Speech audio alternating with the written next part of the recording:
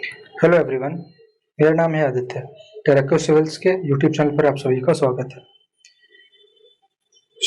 हम जैसा कि आप जानते हैं कि हमने करंट अफेयर की सभी मैगजीन्स का कल्मिनेशन बनाया है आरंभ के नाम से। इस मैगजीन का लिंक आपको डिस्क्रिप्शन बॉक्स में मिल जाएगा, आप सभी जा करके उसको डाउनलोड कर सकते हैं। तो ये एक वन स्टॉप सोल्यूशन है।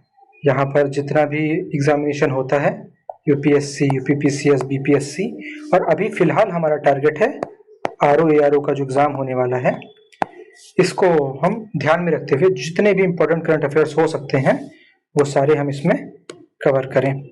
ठीक है, तो शुरू करते हैं इकोनॉमिक्स। इकोनॉमिक का करंट अफेयर जो है वो हम स्टार्ट करेंगे, और पहला जो पार्ट है उसका वो है fiscal policy and monetary policy. जैसा कि आप जानते हैं इसका सबसे इम्पोर्टेंट पोर्शन होता है किसी भी एग्जाम के लिए, और इसमें जो डेटा होता है वो काफ़ी ज़्यादा कई बार बहुत नज़दीक होने की वजह से बच्चे मिस कर देते हैं, और जिससे एग्ज़ाम में आसान क्वेश्चन कई बार गलत हो जाता है। तो हम इसको कवर करना स्टार्ट करते हैं। तो पहला जो न्यूज़ है हमारे पास वो है कि India has become the fourth largest economy of the world. हमने जापान को सरपास किया है। किसने हमें ये इंफॉर्मेशन दी है? तो हमारे नीति आयोग के जो सीईओ हैं सुब्रमण्यम साहब, उन्होंने ये इंफॉर्मेशन भारत को दी कि हम जो है तो दुनिया की चौथी सबसे बड़ी अर्थव्यवस्था बन गए हैं। हमसे ऊपर अभी भी यूएसए है, चाइना है ऑफ कोर्स, एंड जर्मनी है। ठीक है, तो यूएसए की जो अर्थव्यवस्था है वो 30.5 ट्रिलियन डॉलर के आसपास है। चाइना की जो है वो लगभग 19 ट्रिलियन डॉलर है, जर्मनी की 4.5 ट्रिलियन डॉलर है, मतलब 4.5 ट्रिलियन डॉलर है, और इंडिया की 4.19 ट्रिलियन डॉलर है। देखिए, सबसे इंपॉर्टेंट बात यहाँ समझने की जो है कि सिर्फ जीडीपी से सब कुछ नहीं होता है। जीडीपी तो ये हो गया कि पूरे देश में जितने भी देश के अंदर गुड्स बन रहे हैं उन सबका टोटल वैल्यू कितना है। हमारा जो मेन जिसका इम्पैक्ट ग्राउंड पर दिखता है वो होती है per capita income. Per capita income कैसे कैलकुलेट करते हैं? पर कैपिटा इनकम कैलकुलेट करने के लिए जीडीपी को पॉपुलेशन से सिंपली डिवाइड कर देते हैं। तो ये देखने वाली बात है कि लगभग $89,000 पर कैपिटा इनकम है यूएसए की। मतलब 89 को जो भी डॉलर का रेट चल रहा है, मान लो 85, इससे मल्टीप्लाई कर दें, उतनी प्रति व्यक्ति आय है यूएसए में।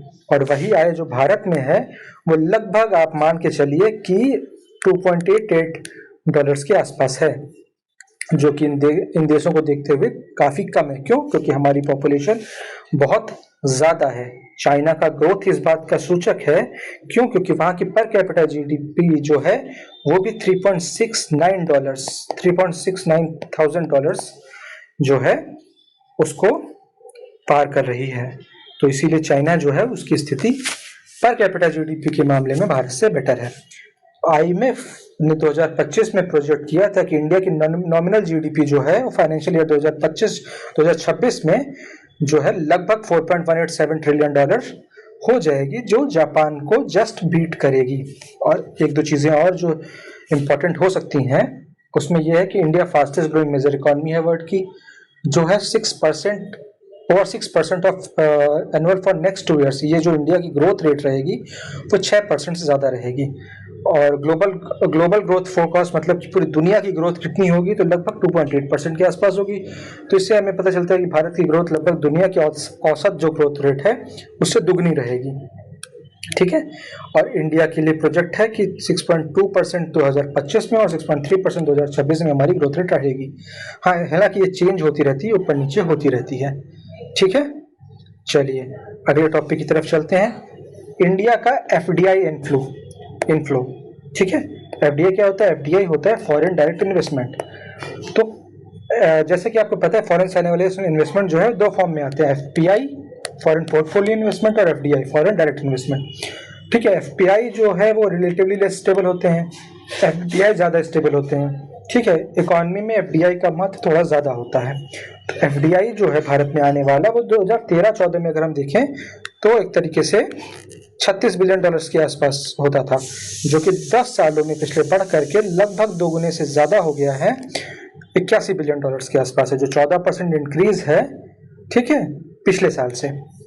और सर्विस से सबसे ज़्यादा जो एफडीआई है वो किस सेक्टर में आया, तो सर्विस सेक्टर में 19% शेयर है, ठीक है, जिसमें 40% यानी 41% का लगभग जो है इसमें इंक्रीज है, 40.77% का, ठीक है। फिर उसके बाद सॉफ्टवेयर एंड हार्डवेयर, फिर ट्रेडिंग मतलब वो स्टॉक मार्केट्स वगैरह में जो पैसा इन्वेस्ट हो रहा है, ठीक है। मैन्युफैक्चरिंग का भी एफडीआई 18% बढ़ के लगभग $19 बिलियन पहुंच चुका है। सारे टॉप स्टेट्स इंपॉर्टेंट एक चीज हो जाती है, टॉप स्टेट्स में आपको ये पता होना चाहिए कि पहले नंबर पे महाराष्ट्र है, जो टोटल एफडीआई इंडिया का आ रहा है उसका लगभग 39% महाराष्ट्र को जा रहा है। दूसरे नंबर पर कर्नाटक है, तीसरे पर दिल्ली है।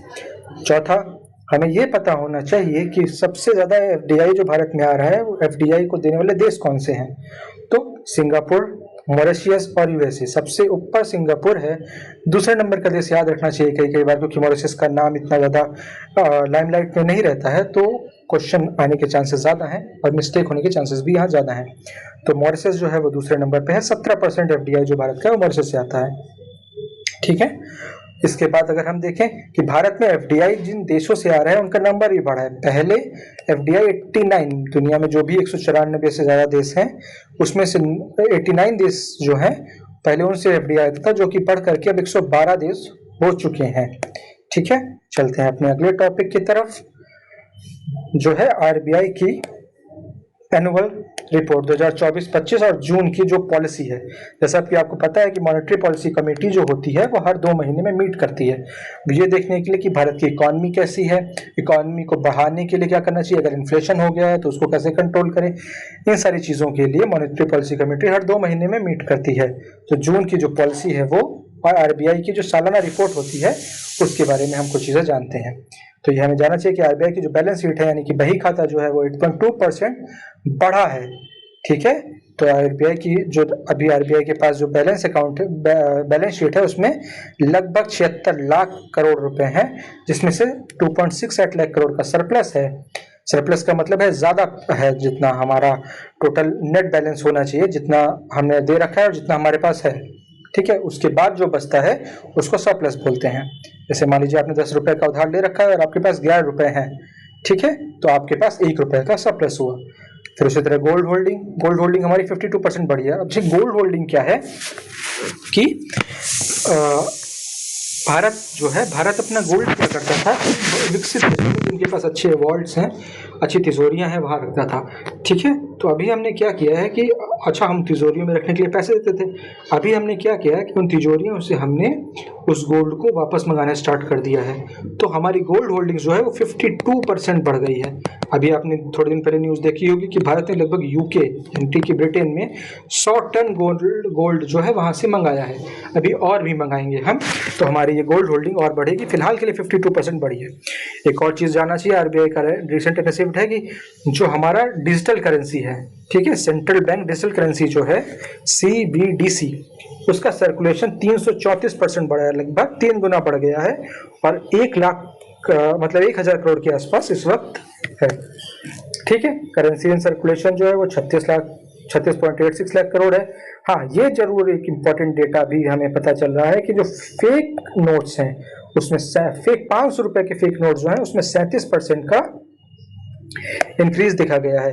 प्रिंट जो करते हैं हम नोट, उनकी कॉस्ट जो है वो लगभग 6500 करोड़ रुपए के आसपास आ रही है, जो कि 25% बढ़ा है, ठीक है। जीडीपी की जो प्रोजेक्शन है आरबीआई की वो 6.5% है। हाँ, ये जरूर ध्यान रखिए जब भी हम बताएं कि जीडीपी की प्रोजेक्शन ये है, तो इसके साथ ये ध्यान रखना आवश्यक है कि वो प्रोजेक्शन करी किसने है। जैसे कि अगर अभी हम ऊपर देखें तो ये प्रोजेक्शन जो है वो ग्लोबल फोरकास्ट था, या तो आईएमएफ ने करी है या फिर वर्ल्ड बैंक वगैरह किसी चीज ने करी है। लेकिन नीचे की जो प्रोजेक्शन है जो हमें बता रही है कि 2025-26 में जो हमारी ग्रोथ है वो 6.5% रहेगी, ये प्रोजेक्शन करी है आरबीआई ने। तो ये हमारे लिए एग्जाम के लिए ज्यादा इंपॉर्टेंट हो जाता है। इन्फ्लेशन 3.7%। अच्छा, सीपीआई इन्फ्लेशन क्या होता है, बच्चों को इन्फ्लेशन में बड़ा डाउट रहता है। तो भारत में एक्चुअली में महंगाई कितनी बढ़ी है इसको मेजर करने के लिए पहले हम एक मेजर यूज करते थे, होलसम प्रोड्यूसर इंडेक्स, ठीक है, होलसेल प्रोड्यूसर इंडेक्स। अभी हम यूज करते हैं कंज्यूमर प्रोड्यूसर इंडेक्स, ठीक है।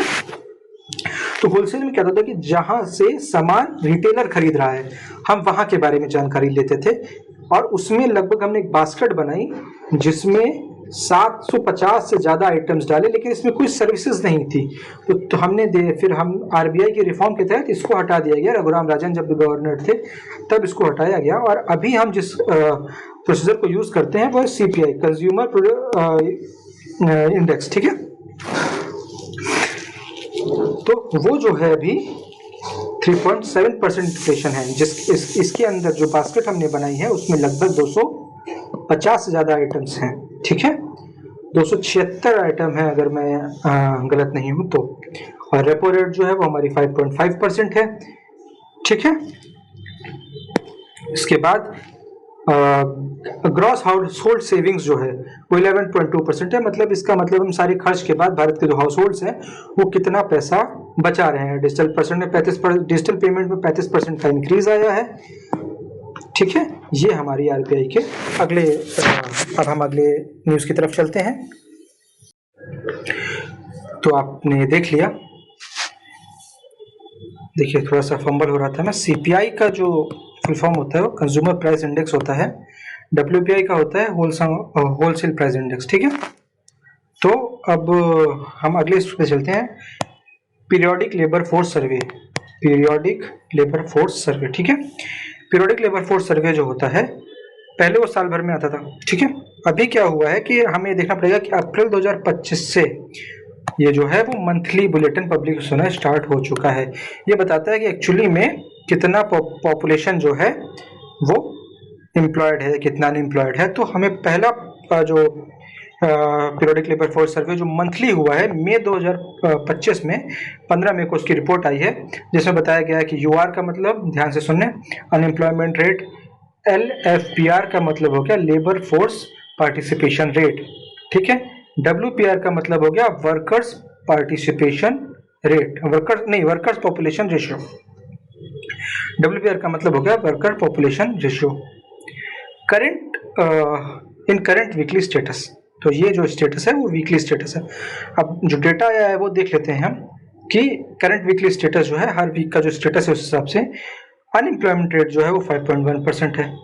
ठीक है, जिसमें रूरल एरिया का अनएम्प्लॉयमेंट रेट कम है अर्बन से। ये बहुत ध्यान रखने वाली बात है। जनरली लोगों को लगता है कि अर्बन एरिया में अनएम्प्लॉयमेंट जो होगा वो जो है वो कम होगा, लेकिन ऐसा नहीं है। अर्बन एरिया का अनएम्प्लॉयमेंट रेट ज्यादा है रूरल एरिया से। ठीक है, यूथ का अनएम्प्लॉयमेंट रेट बहुत ध्यान देने वाली बात है, जो सबसे इंपॉर्टेंट चीज है देश के लिए शायद, वो लगभग 14% है, 13.8%।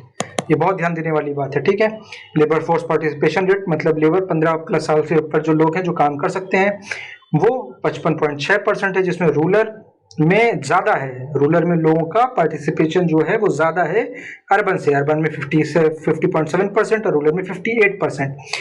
वर्कर्स पॉपुलेशन, अच्छा, लेबर फोर्स पार्टिसिपेशन रेट का मतलब समझिए, ये ऐसा चीज है कितने लोग एम्प्लॉयड हैं प्लस कितने एम्प्लॉयमेंट चाह रहे हैं, मतलब the person who are employed and the person those are seeking employment. ठीक है, वर्कर्स पॉपुलेशन रेशियो क्या होता है, जितने लोग काम कर रहे हैं। ठीक है, इसमें वो लोग नहीं काउंट होते हैं जो एम्प्लॉयमेंट खोज रहे हैं। ठीक है, अब एक और चीज है, urban female unemployment ratio 23.7%। Gender gap बताता है ये चीज कि अर्बन का ओवरऑल अनएम्प्लॉयमेंट रेशियो तो 6.5% ही है, लेकिन अर्बन में जो फीमेल अनएम्प्लॉयमेंट रेशियो है वो लगभग 24% के पास पहुंच रहा है।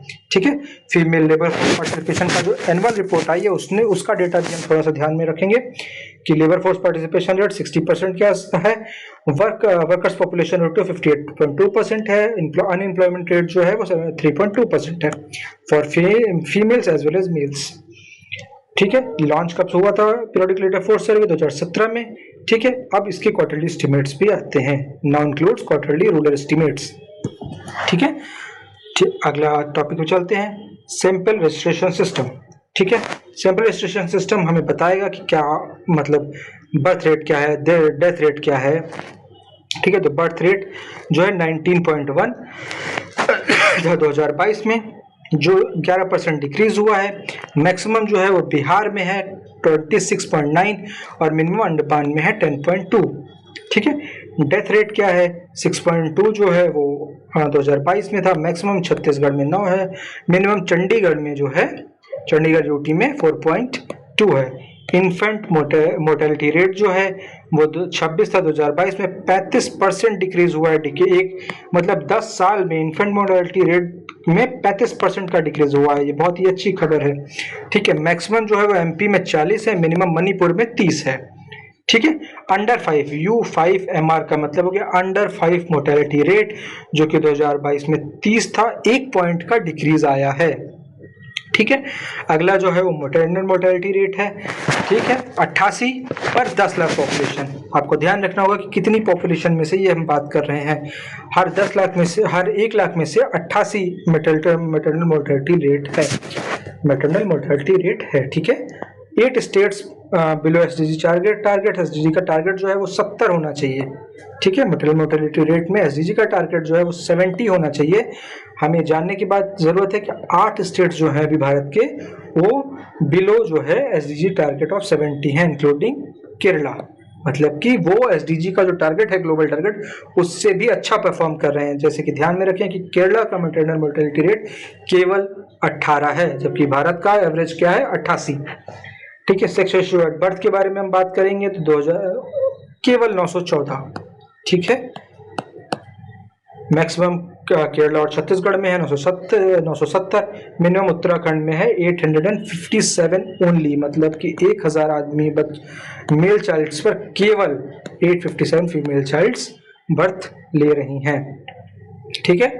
टोटल फर्टिलिटी रेट स्टेबल है 2.0 2022 में, मैक्सिमम बिहार में है, ठीक है, मिनिमम तमिलनाडु में। आपको एक चीज एक्स्ट्रा इन्फॉर्मेशन के रूप में ध्यान रखनी चाहिए कि किसी भी कंट्री की पॉपुलेशन सस्टेन कर पाए, उसके लिए जो रेट चाहिए होता है, टोटल फर्टिलिटी रेट, वो 2.1 चाहिए होता है।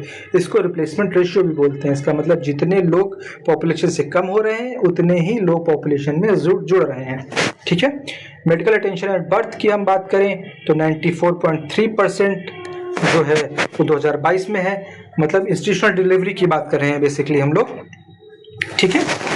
और जो रिपोर्ट 2021 में आई थी सैंपल रजिस्ट्रेशन रिपोर्ट, उसका कुछ डेटा ये है कि इन्फेंट मोर्टेलिटी रेट 27 थी, अंडर 5 मोर्टेलिटी रेट 31 था। मतलब कि आप इससे इसको कंपेयर कर सकते हैं बेसिकली, ठीक है, ठीक है। प्रोविजनल जीडीपी एस्टिमेट्स के बारे में हम बात करेंगे तो रियल जीडीपी ग्रोथ जो है वो 6.5% थी, नॉमिनल जीडीपी ग्रोथ रेट जो है वो 9.8% थी। फोर्थ क्वार्टर की जो जीडीपी रेट, फोर्थ क्वार्टर की जो ग्रोथ थी वो 7.4% रियल थी, जबकि नॉमिनल जो थी वो 10.8% थी। आपको ये बहुत ध्यान से सुनना होगा क्या रियल था और क्या नॉमिनल था, ठीक है, ताकि क्वेश्चन अगर पेपर में आए तो हम उसको सही से मार्क कर पाएं। की सेक्टर जो है, कंस्ट्रक्शन सेक्टर की ग्रोथ रेट बहुत अच्छी थी 9.4%, पब्लिक एडमिनिस्ट्रेशन 8.9%, ठीक है। फाइनेंशियल रियल एस्टेट की 7.2%, प्राइवेट फाइनेंशियल कंजप्शन एक्सपेंडिचर्स का जो है उसमें जो इंक्रीज हुआ है वो 7.2% का था। ग्रॉस फिक्स कैपिटल फॉर्मेशन जो है उसमें जो इंक्रीज हुआ है वो 7.1% का था। फोर्थ क्वार्टर में आप देखें तो इंक्रीज 9.4% का था। पर कैपिटा जीडीपी जो है ₹1.33 लाख, मतलब 5% का इंक्रीज हुआ है। ये कितने डॉलर के आसपास हो गई हमें पता, अभी हमने देखा मतलब $2.88 मतलब कि लगभग $2880 के आसपास हो गई, $2880 के आसपास, ठीक है। और इसके बाद हम देखेंगे करंट प्राइस पे जीडीपी क्या है तो 3.31 लाख करोड़, 9.18% का इंक्रीज है। ग्रॉस नेशनल डिस्पोजेबल इनकम, मतलब जो इनकम हम खर्च कर सकते हैं, वो जो है उसमें 9.7% का इंक्रीज हुआ है, ठीक है। अगला पॉइंट पर आते हैं, amalgamation of regional rural banks RRBs, इसका फेज 4 चल रहा है 2025 में।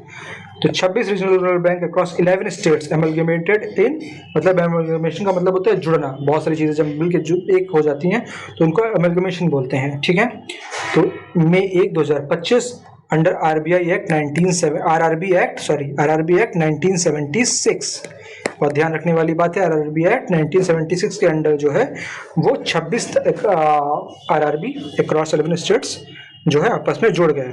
बेस्ड ऑन कॉन्सेप्ट क्या, जैसे कि हमें पता है one nation one ration card जैसे इनिशिएटिव चल रहे हैं, भारत में इनिशिएटिव चल रहे हैं, वैसे ही वन स्टेट वन आरआरबी की पॉलिसी जो है, जो कि 8 अप्रैल को नोटिफाई की गई थी 2025 में, उसके तहत ये काम किया जा रहा है। एम पॉलिसी का ध्यान रखना चाहिए।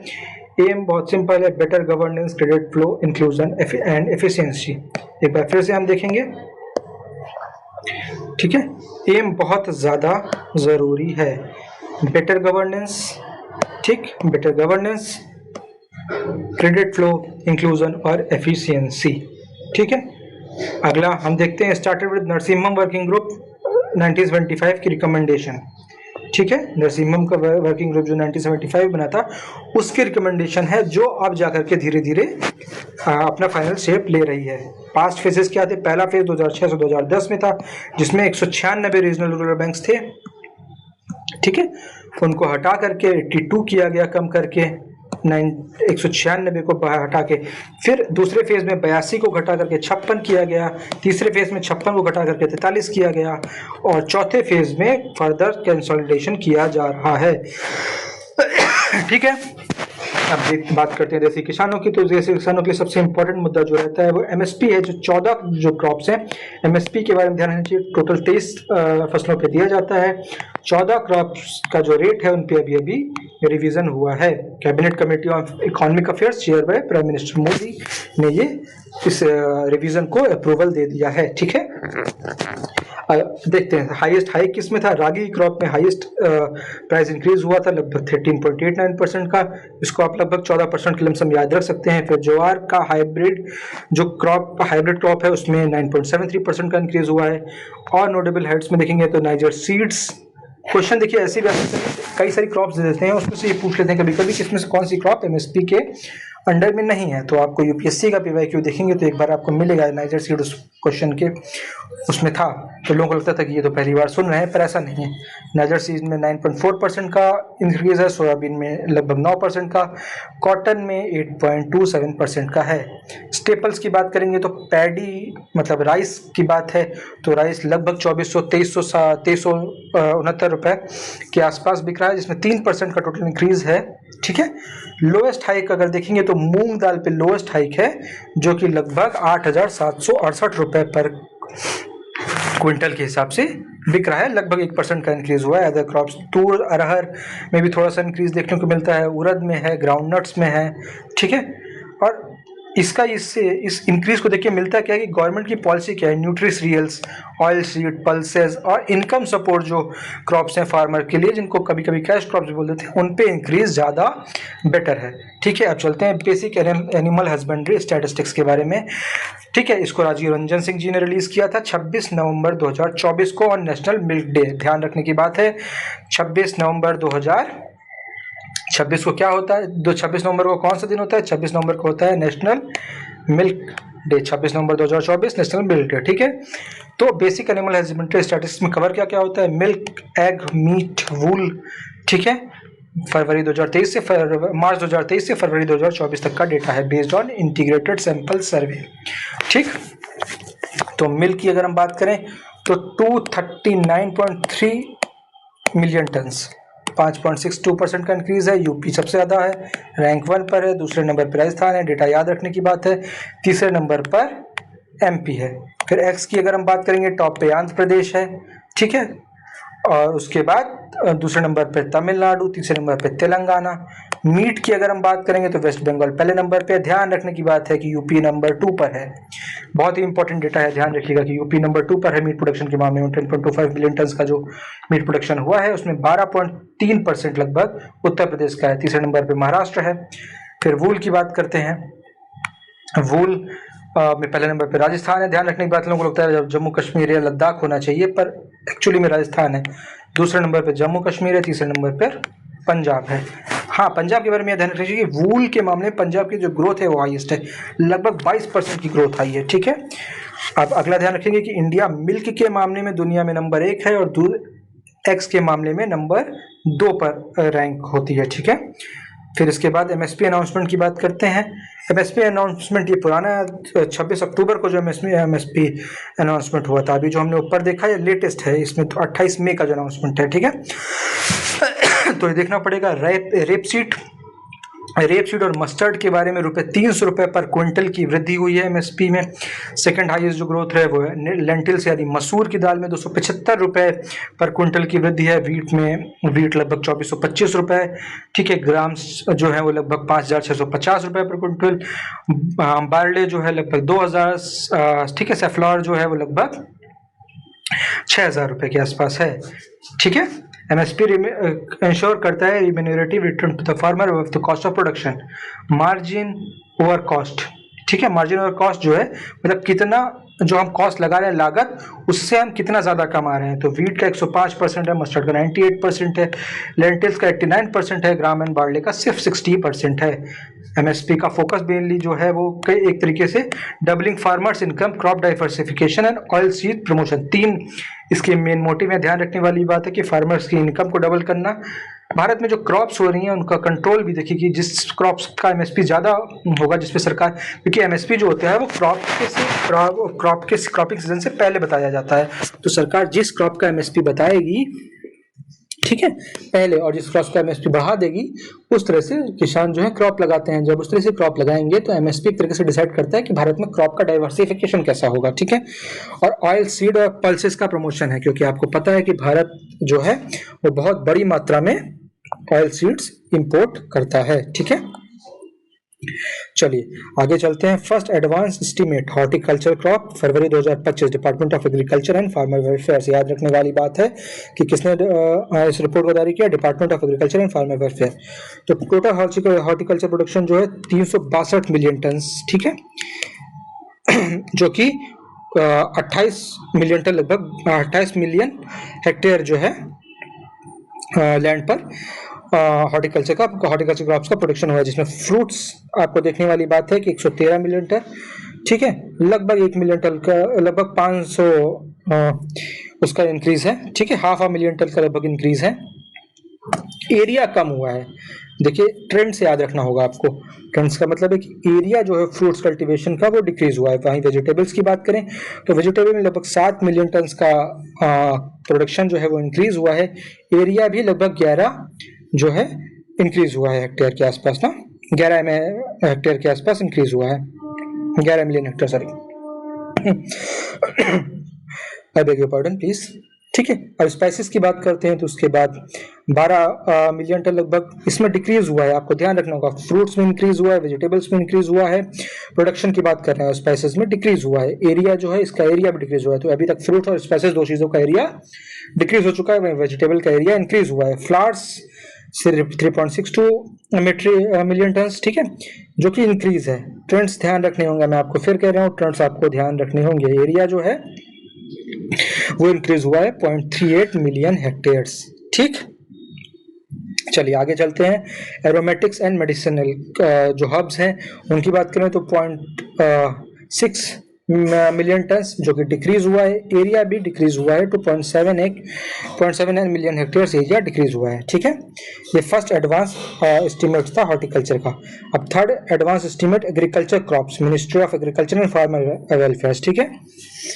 बहुत ध्यान से ध्यान रख करके डेटा पढ़िएगा। सारा डेटा कई बार एग्जाम्स में बहुत आसानी से पूछ लिया जाता है, ठीक है। तो चलते हैं थर्ड। तो टोटल फूड ग्रेन क्रॉप्स की हम बात करें, प्रोडक्शन जो है वो इंक्रीज हुआ है लगभग 3500, ठीक है, 35 लाख मीट्रिक टन जो है वो टोटल फूड ग्रेन का प्रोडक्शन रहा है। राइस का आउटपुट जो है वो लगभग 1500 के आसपास, वीट का आउटपुट लगभग 1175, मेज जो है वो लगभग 422, ठीक है। ध्यान रखने वाली बात है, कभी कभी इस सबका डेटा जो है वो अलग करके पूछ लेते हैं, ठीक है। उसके बाद पल्सेस में भी देखना होगा, हमारा इंक्रीज हुआ है, ग्राम्स हो गया, तूर हो गया, ठीक है। श्री अन्न के बारे में बहुत इंपॉर्टेंट डेटा होता है। श्री अन्न यानी मिलेट्स की अगर हम बात करें तो 150 लाख मीट्रिक टन जो है वो हुआ है, जिसमें कि इंक्रीज हुआ है 4.43 लाख मीट्रिक टन का, ठीक है। अगला जो है क्रॉप एंड सीरियल्स की बात कर लेते हैं। सारी चीजें थोड़ा थोड़ा करके आपको लगभग आपसे कि सारी डेटा तो याद करना इतना आसान नहीं है, ना पॉसिबल है, लेकिन आपको बड़े बड़े डेटा याद होने चाहिए ताकि अगर ऑप्शन देखें और मान लीजिए ऑप्शन में कुछ एलिमिनेट हो पाए या ऐसा कुछ हो जाए। ठीक है, चलिए अगला चलते हैं। First advance estimate horticulture crops की अगर हम बात करें तो, ठीक है, तो अगर अभी हमने ऊपर देखा था जो ये डेटा, ये मुझे लग रहा है कि हमने रिपीट कर दिया है। ठीक है, माफ कीजिएगा, ये जो डेटा है वो रिपीट हो गया है। ठीक, चलिए, और ये third advance estimates agriculture crops का भी डेटा हमें लग रहा है कि हमने जो है वो रिपीट कर दिया है, क्षमा करिएगा। ठीक है, world trade statistical report review पे चलते हैं हम। तो ये वर्ल्ड ट्रेड ऑर्गेनाइजेशन द्वारा रिलीज किया जाता है, बड़ा ही इंपॉर्टेंट जो है वो रिव्यू है। ठीक है, 31 जुलाई 2024 को रिलीज हुआ है, कवर करता है 2022 तक के डेटा को, जिसमें इंडिया की रैंक 18th है इन मर्चेंडाइज एक्सपोर्ट, मतलब कि दुनिया के एक्सपोर्ट का 1.8%, जो कि बहुत कम है, क्योंकि चाइना का अगर हम देखें दुनिया के एक्सपोर्ट का लगभग 15% शेयर जो है वो चाइना अकेले अपने पास रखता है। ठीक है, इंपोर्ट्स के मामले में हम 9% है, मतलब दुनिया में जो भी इंपोर्ट होता है उसका 2.8% भारत में आता है। ठीक है, फिर ठीक है,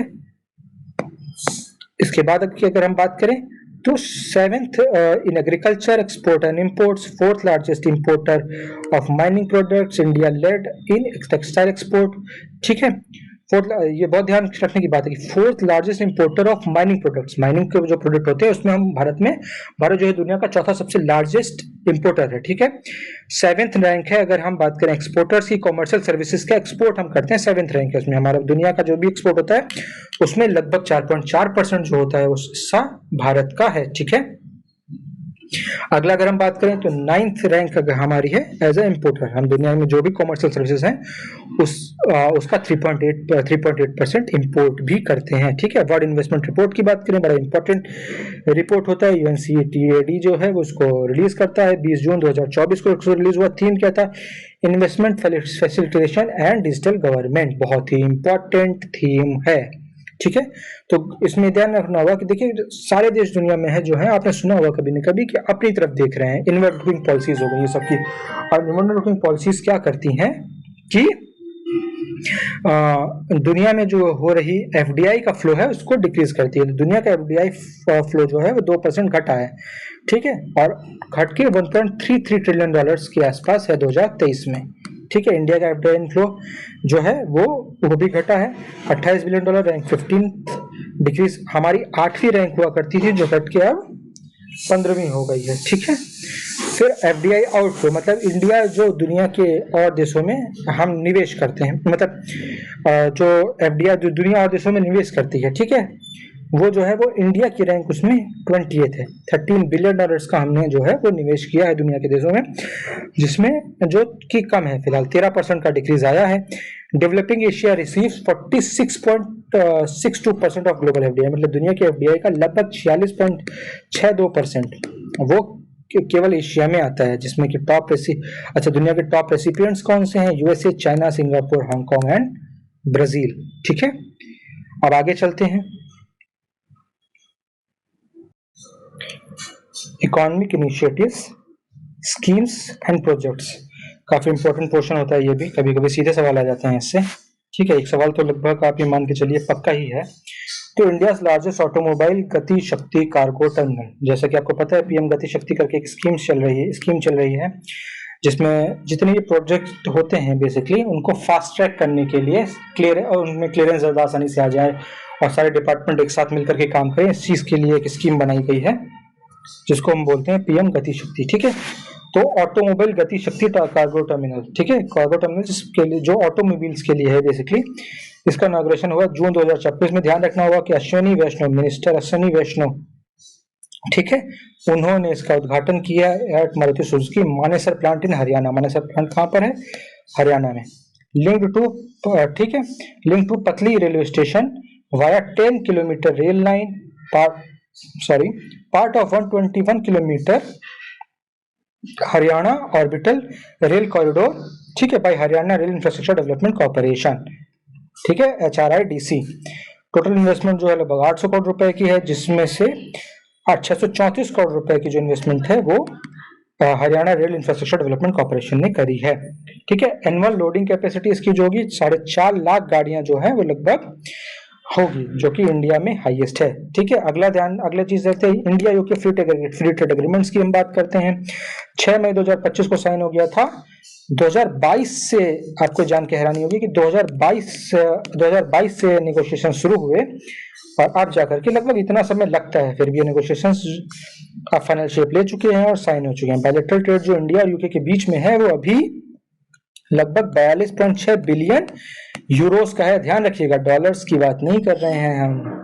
46.6 बिलियन यूरोस की हम 42.6 बिलियन 42.6 बिलियन यूरोस की बात करें goods and services fourth quarter 2024। ठीक है, इंडिया गेट्स इस टैरिफ डील में किसको क्या मिला, तो इंडिया के 99% जो है, India gets 99% tariff free access from UK. ठीक है, India will reduce tariff on 90% of UK's lines over 10 years, मतलब कि 10% 90% यूके से सामान आ रहा है, उसमें हम धीरे धीरे करके अगले 10 साल में टैरिफ रिड्यूस करेंगे और भारत को यूके की मार्केट में 99% सामानों पर जो है वो फायदा मिलेगा। ठीक है, जो ड्यूटीज होते हैं ad valorem duties reduced from 150% से घट करके सिर्फ 40% बची हैं। नॉन टैरिफ बैरियर जो है उनको भी एड्रेस किया गया है। अगला तीसरे टॉपिक पे चलते हैं, world bank poverty and equity briefs, बहुत ही इंपॉर्टेंट टॉपिक है।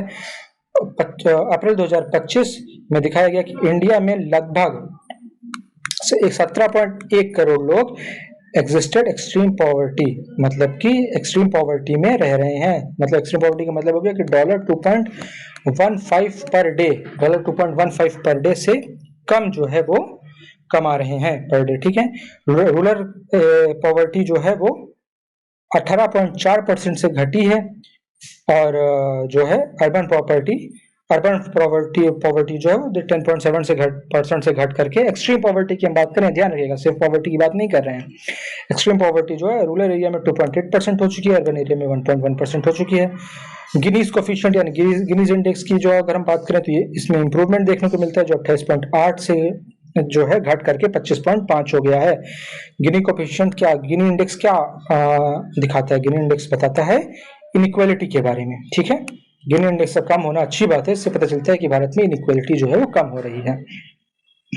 At $3.65 per day lower middle income poverty line जो है वो अब लगभग 62% से घट करके 28% हो गई है, मतलब कि लगभग 37.8 करोड़ लोग जो है उनको हमने पॉवर्टी से बाहर निकाला है। मल्टी डायमेंशनल पॉवर्टी जो थी वो लगभग 54% थी भारत में, जो कि अब घट करके 16.4% हो गई है। वर्ल्ड बैंक का डेटा है, बहुत ही इंपॉर्टेंट डेटा है, बहुत ही इंपॉर्टेंट डेटा है, थोड़ा सा ध्यान रखिए और अटेंटिव रहिए। ठीक है, विजिंगम इंटरनेशनल सी पोर्ट्स की बात करें हम केरला पर, तो इनॉग्रेट किया है प्राइम मिनिस्टर मोदी ने।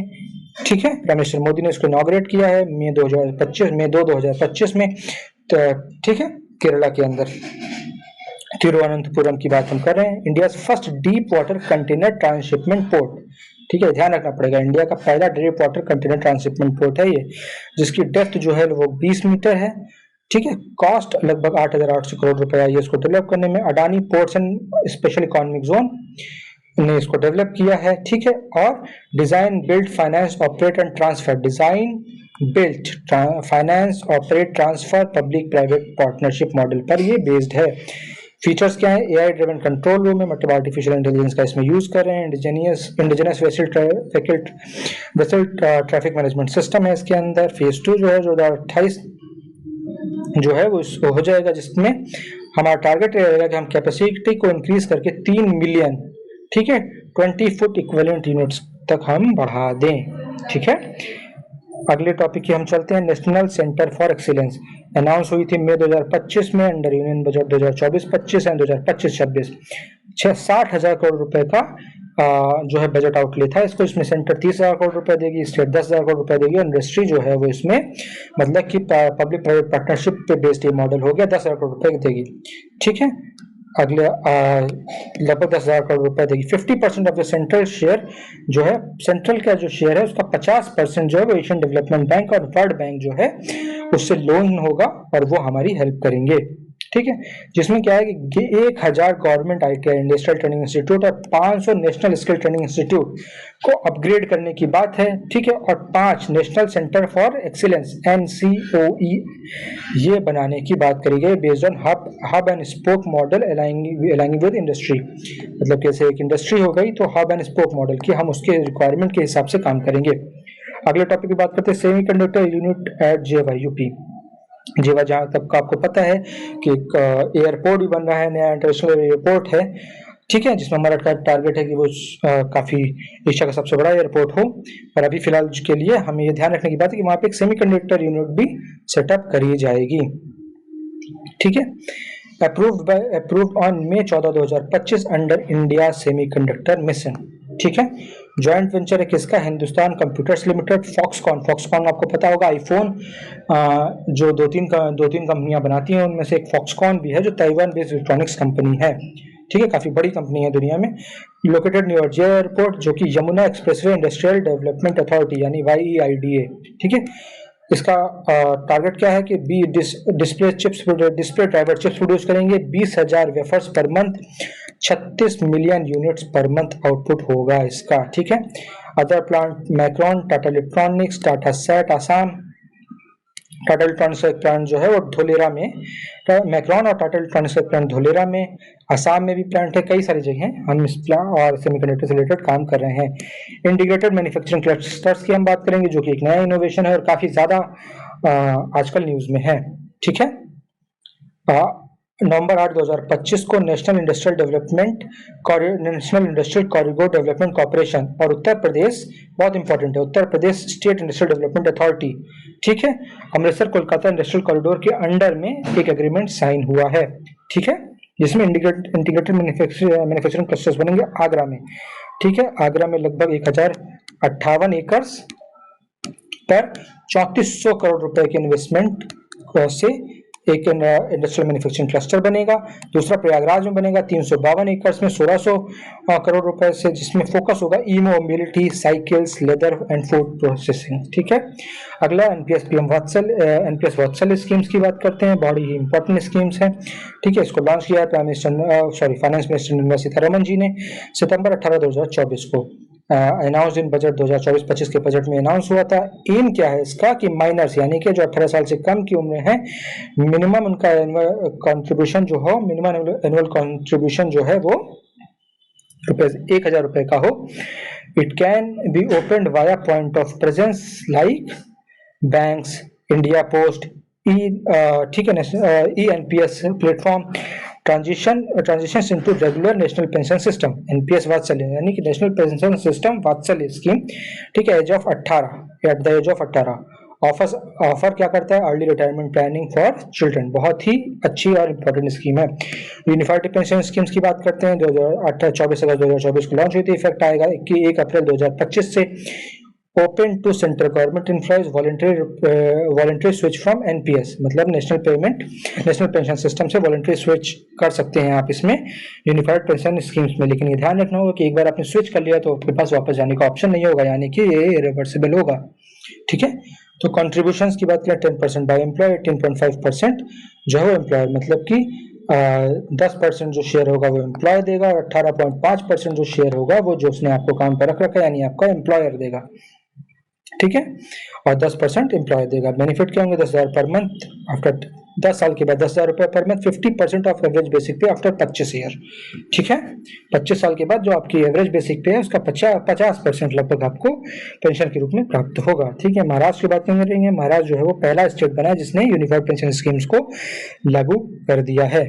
ठीक है, चलते हैं अगली डिवीजन की तरफ, जिसमें हम बात करेंगे बहुत इंपॉर्टेंट रिपोर्ट्स और इंडिसेस के बारे में, जो कि ये आप मान के चलिए कि पेपर में कोई भी पेपर हो, किसी भी PCS का, इवन UPSC का पेपर भी हो, तो उसमें एक क्वेश्चन UPSC में और 2 क्वेश्चन लगभग हर PCS के पेपर में आपको इस टॉपिक से मिल जाएंगे। तो दोस्तों कान खोल कर सुने और बहुत ही ध्यान से सुने। ठीक है, तो सस्टेनेबल डेवलपमेंट गोल इंडेक्स की बात करते हैं।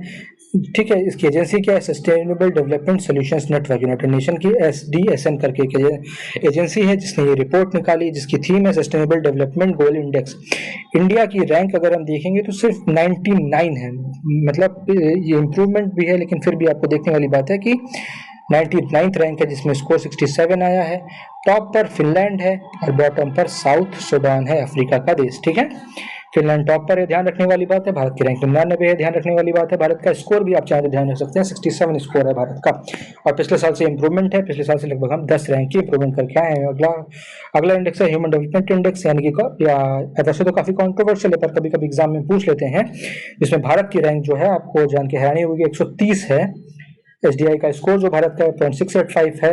ठीक है, और टॉप पर है Iceland, India ahead of Nepal और पाकिस्तान। ठीक, अगला हम बात करते हैं इनइक्वालिटी एडजस्टमेंट SDI। ठीक है, human development index, UNDP, United Nation development programme की रिपोर्ट है, बड़ा इंपॉर्टेंट है, ध्यान रखिएगा। स्कोर जो है वो 0.475 है, डिक्रीज हुआ है 30.7%। ठीक है, और रैंक भी हमारी लगभग 10 रैंक ड्रॉप हुई है। टॉप रैंक पर जो है हमारे क्या है? टॉप रैंक पर हमारा आइसलैंड और नॉर्वे है। ठीक है, अगला है जेंडर इनइक्वालिटी इंडेक्स, ये बड़ा इंपॉर्टेंट है। मेरे प्रोडिक्शन के हिसाब से आपको लगभग हर पेपर में आपको कहीं ना कहीं ये देखने को मिलेगा। इंडिया की रैंक 102 है। ठीक है, स्कोर जो है वो 0.403 है। डेनमार्क ने टॉप किया है 0.003 पर, और बॉटम पर यमन और सोमालिया है। यमन आपको जैसा कि पता है अरेबियन पेनिनसुला का एक देश है, और सोमालिया जो है वो अफ्रीका में है। ठीक है, मल्टी डायमेंशनल पॉवर्टी की बात करते हैं। मल्टी डायमेंशनल पॉवर्टी दो होती है, एक नीति आयोग की भी रिपोर्ट होती है, और एक यूनाइटेड नेशन डेवलपमेंट प्रोग्राम जो है ऑक्सफोर्ड के साथ मिलकर के, Oxford poverty and human development initiative के साथ मिलकर के भी एक रिपोर्ट निकालता है। ठीक है, जिसमें हमारा जो स्कोर है वो 0.6, जिसमें हमारा जो स्कोर है वो 0.69 है। ठीक है, जिसमें कि जो हमें बताता है कि भारत की जो पॉपुलेशन है उसका 16.4% वो मल्टी डायमेंशनली पुअर है। मल्टी डायमेंशनल पॉवर्टी से भूख को नहीं देखता है, उसमें और भी बहुत क्राइटेरिया होते हैं, जैसे स्कूल हो गया, आपकी हेल्थ कैसी है, और बहुत सारे क्राइटेरिया को मिला करके मल्टी डायमेंशनल पॉवर्टी इंडेक्स बनता है।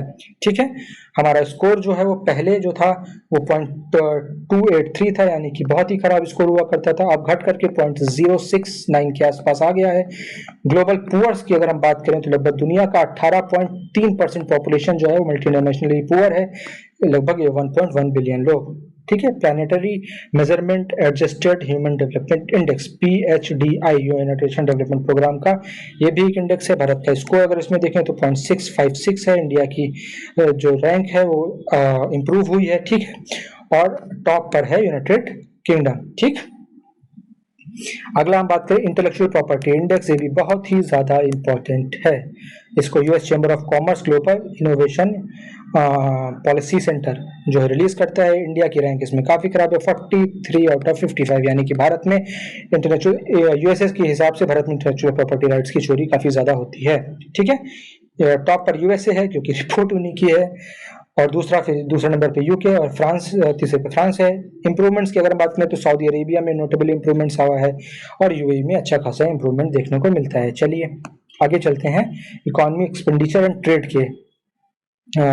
की बात करेंगे। ठीक है, हम पहला है household consumption expenditure survey. ठीक है, ministry of statistics and programme implementation ये सर्वे निकाला है। ठीक है, इसमें बताया गया है कि रूरल एरिया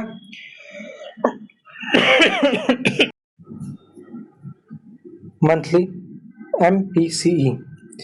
MPC का मतलब होता है monthly per capita consumer expenditure, लिख लीजिए कहीं पर, मंथली पर कैपिटा, ठीक है, कंज्यूमर एक्सपेंडिचर। ठीक है, इसके बारे में इतना जान लीजिए कि ये एक बड़ा इंपॉर्टेंट इंडिकेटर होता है जो economy level of a family, किसी परिवार का इकोनॉमी लेवल क्या है उसके बारे में बात करता है। ठीक है, तो रूरल एरिया में ये है लगभग 4112 रुपए, और अर्बन में जो है ये लगभग 7000 रुपए के आसपास है। ठीक है, स्कोर की बात करें तो रूरल एरिया में 0.237 स्कोर है, अर्बन एरिया में 0.284 स्कोर है। कंपैरेटिव ट्रेंड्स की अगर हम बात करें तो रूरल अर्बन माइस गैप डिक्रीज हुआ है, मतलब कि रूरल अर्बन में जो पर कैपिटा कंज्यूमर एक्सपेंडिचर का लेवल है मंथली मंथली स्तर पर वो डिक्रीज हुआ है। पहले वो 84% गैप हुआ करता था, अब वो घट के 70% गैप हुआ है, मतलब कि रूरल एरिया में लोगों का एक्सपेंडिचर करने की कैपेसिटी बढ़ी है। ठीक है, हाईएस्ट ग्रोथ जो है रूरल ग्रोथ जो है वो उड़ीसा में हुई है 14%। ध्यान रखने वाली बात है कि हाईएस्ट ग्रोथ रेट कहाँ हुई है, उड़ीसा में 14%। दूसरा चलते हैं नेशनल टाइम रिलीज स्टडी। ठीक है, central board of indirect taxes and customs average cargo clearance sea port. ठीक है, बड़ा ही इंपॉर्टेंट डेटा होता है ये। एवरेज कार्गो क्लियरेंस मतलब सी पोर्ट पे लगभग 6 घंटे लगता है कार्गो क्लियर होने के लिए। ठीक है, और वहीं पर अगर हम देखें 93.3% कार्गो, ठीक है, 48 घंटे से कम में क्लियर हो जाते हैं, मतलब 2 दिन से कम में क्लियर हो जाते हैं। न्यू नोड्स, नए नोड्स कहाँ पे बने, कोची हो गया, जलगांव हो गया, घरी हो गया और हरसारू हो गया, यहाँ पर नए नोड्स बने हैं। ठीक है, अगला हो गया इंडियन रेमिटेंस सर्वे 2023-24 आरबीआई। ठीक है, मिनिस्ट्री ऑफ फाइनेंस जो है वो इसको जारी करता है। टोटल रेमिटेंसेस जो इंडिया ने रिसीव किए हैं वो 118.7 बिलियन डॉलर्स हैं। ठीक है, और सबसे ज्यादा रेवेन्यू आया है यूएसए से लगभग 27.7%। दुनिया में रेमिटेंसेस के मामले में इंडिया की रैंक नंबर 1 है। ठीक है, ठीक, और फिर उसके बाद अगर हम देखें कि टॉप रेसिपिएंट स्टेट्स कौन से हैं तो महाराष्ट्र है, केरला है, और पहले नंबर महाराष्ट्र है, दूसरे नंबर पर केरला है। ठीक है, अगला देखते हैं फोर्ब्स वर्ल्ड बिलियनियर रिपोर्ट की बात करते हैं जो कि फोर्ब्स मैगजीन रिलीज करती है। 205 Indian billionaires, total 205 Indian billionaires हैं, जिसमें अंबानी के रैंक 18वें नंबर पे, जिनकी नेट वर्थ जो है 92.5 बिलियन यूएस डॉलर्स है। ठीक है, टॉप रैंक जो है वो इलॉन मस्क की है, और वे जैसा कि सबको पता है दूसरे नंबर पर मार्क जुकरबर्ग फेसबुक के करता धरता, और तीसरे नंबर पर बेजोस, जेफ बेजोस, जिनकी अभी रिसेंटली शादी भी हुई है। ठीक है, और इंडिया जो है वो तीसरे नंबर पर है नंबर ऑफ बिलियनर्स के मामले में। सबसे पहले यूएसए है, लगभग भारत से 4.5 गुना ज्यादा बिलियनर्स हैं यूएसए में, और दूसरे नंबर पर चाइना है जो भारत से लगभग 2.5 गुना ज्यादा बिलियनर्स यहाँ पर पाए जाते हैं। चलिए ठीक है, अब एनर्जी, माइनिंग और क्लाइमेट रिलेटेड रिपोर्ट्स और डेटा की बात करते हैं। ठीक है, तो एनर्जी स्टैटिस्टिक्स इंडिया 2025 जो रिपोर्ट है जिसको एनएसओ जो है नेशनल स्टैटिस्टिकल ऑफिस जो है रिलीज करता है। ठीक है, जिसने बताया कि कोल का कंट्रीब्यूशन कितना है, क्रूड ऑयल का कितना है और गैस का कितना है। ठीक है, रिन्यूएबल एनर्जी का तो जो पोटेंशियल है वो भारत में लगभग 21 लाख मेगावाट का रिन्यूएबल एनर्जी का पोटेंशियल है, जिसमें कि विंड का पोटेंशियल मतलब जिसमें विंड 55% का शेयर रख सकता है। विंड एनर्जी जहाँ तक, जैसे कि आपको पता है भारत की जो कोस्ट लाइन है इतनी बड़ी सी लगभग 7,500 किलोमीटर की, उसमें विंड एनर्जी का पोटेंशियल है। भारत के कई ऐसे रीजन है जहाँ पर काफी अच्छी तेज हवाएं चलती हैं जहाँ पर विंड एनर्जी का पोटेंशियल है। सोलर एनर्जी का पोटेंशियल जो है वो भारत में 35.5% है, मतलब कि 21 लाख मेगावाट में से 55% विंड एनर्जी का पोटेंशियल है, 35.5% सोलर एनर्जी का है। कोल 79% जो है वो भारत की 79% सप्लाई है वो कोल, और डिपेंड करती है क्रूड ऑयल का इंपोर्ट जो है वो 89% है। ठीक है, अगला डेटा, अगले की हम बात करते हैं रिकॉर्ड मिनरल प्रोडक्शन 2024-25 में भारत का जो मिनरल प्रोडक्शन है वो रिकॉर्ड स्तर पर रहा है। मिनिस्ट्री ऑफ माइंस की रिपोर्ट है। आयरन ओर को जो हमने एक्सट्रैक्ट किया है वो 289 मिलियन मेट्रिक टन है। ठीक है, और फिर एल्यूमिनियम जो है वो 24 लाख टन है, जो कि दुनिया में दूसरे नंबर पर है। इंपॉर्टेंट चीज़ है, जब भी भारत कहीं भी दुनिया में टॉप 3 में आता है तो वो डेटा वैसे भी काफ़ी ज़्यादा इंपॉर्टेंट हो जाता है। कॉपर की बात करें तो कॉपर जो है वो 5.73 लाख टन है, जो 12.5% का इंक्रीज है। ठीक है, इंडिया टॉप 10 जो है वो रिफाइंड कॉपर प्रोड्यूसर है। भारत की रैंक जो है रिफाइंड कॉपर प्रोड्यूसर में शुरू के 10 देशों में आती है। ठीक है, रिन्यूएबल एनर्जी रेवोल्यूशन की बात करते हैं। Ministry of new and renewable energy का डेटा है। नॉन फॉसिल फ्यूल की कैपेसिटी जो है भारत में है वो बढ़ के चली गई है 217.62 गीगावाट। आपको पता होना चाहिए पंचामृत जो टारगेट हमने लिया है COP26 में, उसके हिसाब से भारत की जो कैपेसिटी है उसको हमें बढ़ा के 500 गीगावाट करना है 2030 तक। ठीक है। सोलर एनर्जी जो है लगभग 2 गुना हो गई है, 24.5 गीगावाट का है। ठीक है। पीएम सूर्य घर योजना बड़ा ही फेमस और बड़ा ही ट्रेंडिंग स्कीम है जो सपोर्ट करती है 7 लाख होम्स को रूफटॉप सोलर पावर, जिसकी अभी फिलहाल कुल कैपेसिटी लगभग 4.59 गीगावाट है। बायो एनर्जी जो है 11.35 गीगावाट का कंट्रीब्यूशन करती है हमारे रिन्यूएबल कैपेसिटी में, जो कि पिछले साल के कंपैरिजन में लगभग 4.7% की ग्रोथ दिखाता है। ठीक है। रूरल गवर्नेंस और लॉजिस्टिक्स के मामले में हमारा परफॉर्मेंस कैसा है, इसको देखने के लिए देखते हैं कि पंचायत एडवांसमेंट इंडेक्स की बात करते हैं, पाए। ठीक है। Ministry of Panchayati Raj release करता है, ट्रैक करता है 9 लोकल सस्टेनेबल डेवलपमेंट थीम्स को। ठीक है। और अचीविंग जो है ये देखना पड़ता है कि यहाँ पे अलग अलग तरीके से स्टेटस दिए जाते हैं। ठीक है।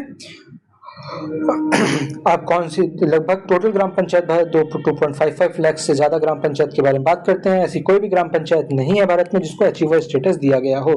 ठीक है। हाँ, फ्रंट रनर जरूर है, लगभग 699 ग्राम पंचायत जो है फ्रंट रनर है। टॉप स्टेट गुजरात है, सेकंड पर है तेलंगाना। ठीक है। अगले पे हम बात करते हैं हम लीड्स की। लीड्स 2024 की ये रिपोर्ट करता है ministry of commerce and industry, जिसका 6th एडिशन अभी रिसेंटली पब्लिश हुआ है। कोस्टल लीडर्स की अगर हम बात करें तो उसमें हैं गुजरात, कर्नाटक, तमिलनाडु, यूटी में दिल्ली का नंबर पहला होता है, दूसरे नंबर पे चंडीगढ़ होता है। ठीक है। Model and world bank logistical performance, ठीक है, इंडेक्स, वर्ल्ड बैंक का जो लॉजिस्टिक्स परफॉर्मेंस इंडेक्स है उसके ऊपर हमने इसको बेस किया। लैंड और स्टेट्स की बात करें तो यूपी की परफॉर्मेंस नंबर 1 पर है, तेलंगाना, फिर हरियाणा। ठीक है।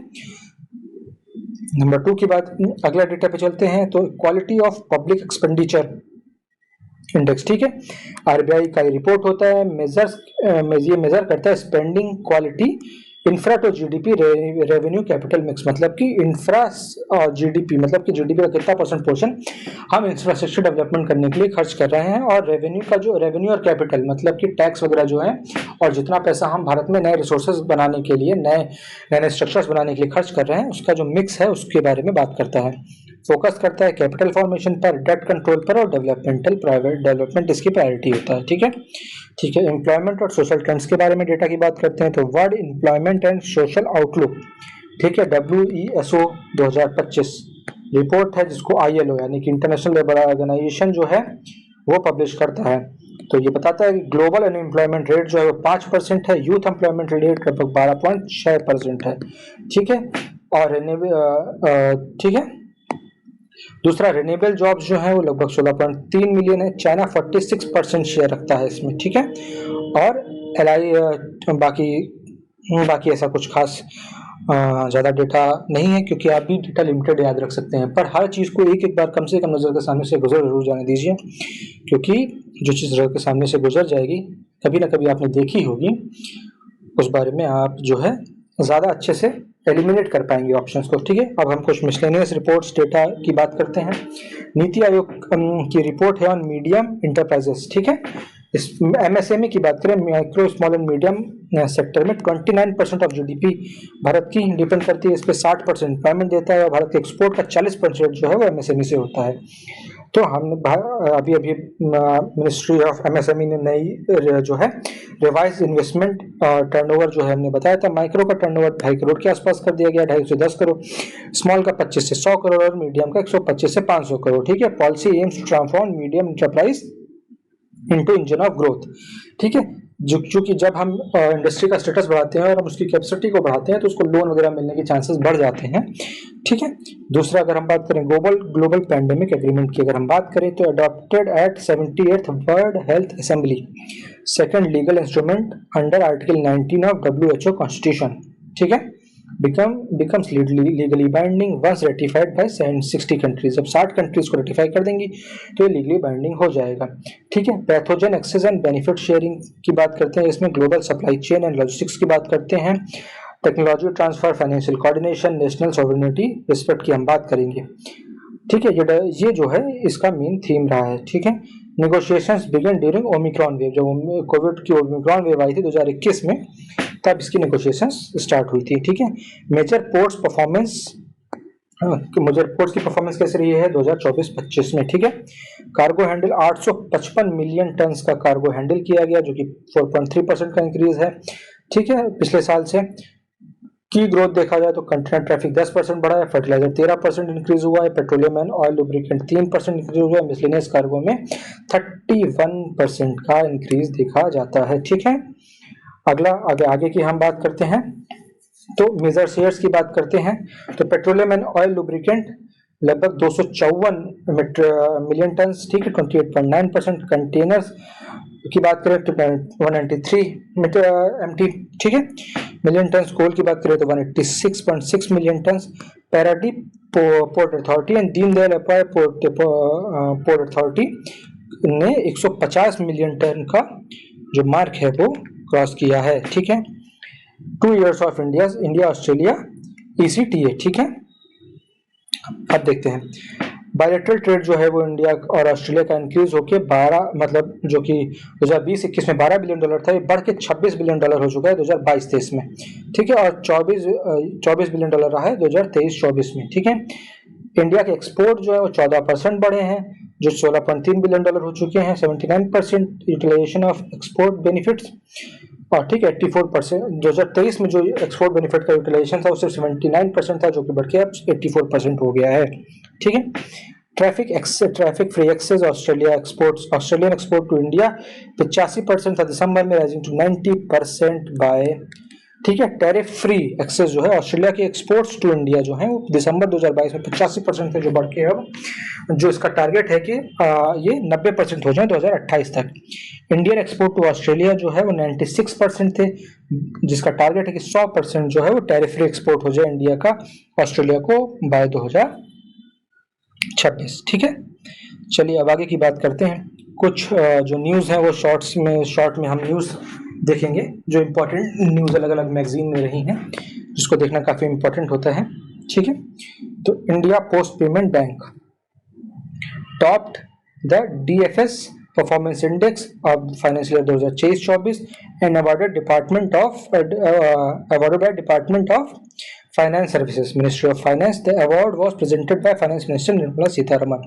ठीक है, तो इंडियन पोस्ट पेमेंट बैंक को एक अवार्ड मिला है DFS परफॉर्मेंस इंडेक्स में टॉप करने के लिए, जिसको निर्मला सीतारमण जी ने दिया है। ठीक है, अगला है IREDA रेटेड मतलब एक्सीलेंट। तो Indian renewable energy development agency को एक्सीलेंट का अवार्ड मिला है। ठीक है, डिपार्टमेंट ऑफ पब्लिक इंटरप्राइज, ठीक, for 4th consecutive year on for financial year 2023-24 performance. ठीक है, डिजिटल पब्लिक डिस्ट्रीब्यूशन सिस्टम की हम बात करते हैं। लॉन्च हुआ 20 मई 2025 को। ठीक है, डिजिटल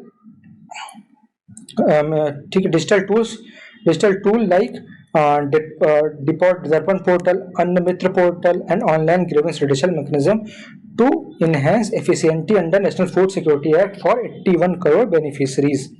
बड़ा ही इंपॉर्टेंट पोर्टल। तीसरा जो है मिनी रत्न स्टेटस, जो तीन नए जो DPSU हैं उनको हमने मिनी रत्नम का स्टेटस दिया है भारत सरकार ने।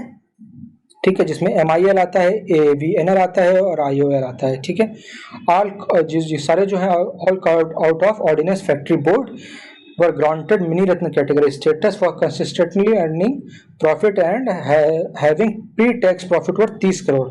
30 करोड़ से ज्यादा का प्रॉफिट कंसिस्टेंटली ये लोग अर्न कर रहे थे टैक्स देने से पहले। प्री टैक्स की बात ये लोग कर रहे हैं। ठीक है, आगे की बात करते हैं। वर्ल्ड एनर्जी इन्वेस्टमेंट रिपोर्ट की बात करते हैं, जो इंटरनेशनल एनर्जी एजेंसी जो उसकी रिलीज करती है 2025 में उसको रिलीज किया है 5 जून को। Projecting global energy investment at 3.3 trillion with $2.2 trillion in clean energy and $1.1 trillion in fossil fuels की बात कर रहे हैं। ठीक है, ये सारी चीजें जो है ना बस आपकी आंखों के सामने से एक बार निकल जाए, आपको ये करना है। ठीक है, लॉन्च ऑफ निवेशक शिविर। ठीक है, investor education and protection fund authority, ठीक है, IEPFA और सेबी, ठीक है, security and exchange board of India ने लॉन्च किया है ये इनिशिएटिव पुणे में। ठीक है, क्या करने के लिए? रिजॉल्व करने के लिए retail investors financial claim through direct engagement. ठीक है, आगे की बात करते हैं। इंडिया की क्रेडिट रेटिंग जो होती है, क्रेडिट रेटिंग देखिए दुनिया में क्या उससे फर्क पड़ता है कि भारत में जो इन्वेस्टमेंट आ रहे हैं ना, अगर क्रेडिट रेटिंग भारत की अच्छी होगी तो लोग अच्छा इन्वेस्ट कर पाएंगे, क्योंकि उनको किसी प्रकार का कोई डर नहीं रहेगा। तो दुनिया की जो एजेंसी होती है, मूडी करके एक एजेंसी है जिसका क्रेडिट रेटिंग बहुत ही ज़्यादा फेमस है, तो काफ़ी इंपॉर्टेंट फैक्टर होता है। मॉर्निंग स्टार ने की जो इंडिया मॉर्निंग स्टार करके जो क्रेडिट रेटिंग एजेंसी है, उसने इंडिया के जो सॉवरेन क्रेडिट रेटिंग है उसको अपग्रेड करके BBB स्टेबल बता दिया है, जो कि काफ़ी ठीक स्टेटस माना जाता है, indicating adequate credit worthiness and physical strength, जिससे कि भारत में इन्वेस्टमेंट बढ़ेगा। रिवाइज सख्ती policy, cabinet committee on economic affairs जो है उसने एक सख्ती पॉलिसी को रिवाइज कर दिया है on May 7, 2025, promoting transparent coal allocation, ठीक है, via auction and tariff based bidding, ठीक है, बिल्डिंग ऑन 2017 पे जो स्कीम लॉन्च हुई थी उसी पॉलिसीज को हम रिवाइज कर चुके हैं। वर्ल्ड हाइड्रोजन समिट रोटरडैम में हुई थी, ठीक है, summit was attended by India's ministry of renewable energy secretary Santosh Kumar Sarangi sir, ठीक है। India announce plan to develop green hydrogen hub at Kandla, Paradip and Tuticorin port. Kandla, Paradip और टूटीकोरिन पोर्ट पे हमने बताया कि ग्रीन हाइड्रोजन के हब डेवलप करेंगे। पीएम इंटर्नशिप स्कीम 3 अक्टूबर 2024 को लॉन्च हुई थी। इसका टारगेट है कि 1 crore launch with target of 1 crore youth in top 500 firm over 5 year. The scheme provides ₹5,000 per month, ठीक है, 5,000 पर मंथ ये जो है देते हैं, ठीक है, plus 6,000 one time direct benefit transfer grants, ठीक है। आगे की बात करते हैं तो आरबीआई ने NCEF फाइनेंशियल लिटरेसी ड्राइव चलाई है 11 मार्च 2025 को, ठीक है। ठीक है, आरबीआई और एनसीएफ ने आरबीआई और NCF launched a drive including lead banks RBI कहता है कैंपेन, बहुत सारे बैंक्स के साथ मिलकर के एक आरबीआई कहता है कैंपेन बनाया, और and a FAME booklet to boost financial awareness, एक फेम बुकलेट लॉन्च करी और आरबीआई कहता है कैंपेन चलाया, ठीक है। नेशनल स्टैटिस्टिकल ऑर्गेनाइजेशन जो है उसका एक कैपिटल एक्सपेंडिचर सर्वे आया है अप्रैल 19, 2025 को। First forward looking capital expenditure capex intention survey by NSO reports are 27.5% increase in gross fix asset from, मतलब ग्रॉस फिक्स एसेट जो है उसमें 27.5% का इंक्रीज आया है, जो कि 3151 करोड़ रुपए 2021-22 से बढ़ करके 4183 करोड़ रुपए हो गया 2023-24 में, ठीक है। आगे की हम बात करते हैं तो इकोनॉमिक फ्रीडम रिपोर्ट की अगर हम बात करें तो इंडिया की रैंक जो है वो 84 थे out of 165 countries, while Hong Kong, Singapore और स्विट्जरलैंड जो है उन्होंने टॉप किया है। Phasor institute of economic freedom index ये रिपोर्ट रिलीज करता है, 16 अक्टूबर ने रिलीज करी रिपोर्ट 16 अक्टूबर 2024 को, ठीक है। India top trading partner, China become India top trading partner with trade off $118.4 billion, narrowly surpassing USA का ट्रेड 118.3 बिलियन था और चाइना का 118.4 बिलियन, ठीक है। चलिए आगे की बात करते हैं, स्वावलंबी स्कीम की बात करते हैं, ठीक है। तो स्वावलंबी स्कीम जो है नॉर्थ ईस्ट के स्टेट में लागू करी गई है एमएसडी के बारे में, और एमएसडी और नीति आयोग ने मिलकर के इसको लॉन्च करी है। असम, मेघालय, मिजोरम, ठीक है। इसका टारगेट क्या है, प्रमोट करना है women entrepreneurship in higher education institutions, ठीक है। भीम 3.0 लॉन्च किया गया है। NPCI national payment corporation of India ने भीम सर्विसेज लिमिटेड, एनपीसीआई भीम सर्विसेज लिमिटेड एनबीएसएल, ठीक है, लॉन्च भीम 3.0 इन मार्च 25, 2025, ठीक है। इम्प्रूव्ड यूजर इंटरफेस सपोर्ट, ठीक है, इसमें यूजर इंटरफेस यानी कि जो हम ऐप चलाते हैं उसमें ईज बढ़ाई गई है और 15 से ज्यादा भारतीय भाषाओं का उसमें सपोर्ट जोड़ा गया है। NITI Aayog auto sector report की अगर हम बात करें तो अप्रैल 11, 2025 को लॉन्च हुई थी report titled powering India in global value chains, ठीक है। Highlighted that the automobile sector contributing 7.1% to the GDP and 49% of manufacturing GDP, India making India the fourth largest auto producer in the world, ठीक है। 7.1% GDP में contribution होता है, 49% manufacturing की GDP में contribution है और फोर्थ लार्जेस्ट ऑटो प्रोड्यूसर है, ठीक है। Gold monetisation scheme discontinue, gold monetisation की जो स्कीम थी उसको भारत ने उसको मिनिस्ट्री ऑफ फाइनेंस ने डिसकंटिन्यू कर दिया 26 मार्च 2025 से, ठीक है। India export at record high, Bharat का टोटल एक्सपोर्ट जो है वो 778.71 बिलियन डॉलर, 778.71 बिलियन डॉलर जो है वो पहुंचा फाइनेंशियल 2023-24 में 67% हायर है 2013-14 से। मतलब अगर हम 10 साल में बात करें तो भारत का जो एक्सपोर्ट है वो 67% बढ़ा है, ठीक है। और आगे की अगर हम बात करें तो 437 बिलियन डॉलर मर्चेंडाइज एक्सपोर्ट था, ठीक है, और 341 बिलियन डॉलर जो है वो सर्विसेज के फॉर्म एक्सपोर्ट है। यूएसए को सबसे ज्यादा करते हैं 18% लगभग, यूएई को 8%, ठीक है। हाइड्रोजन एंड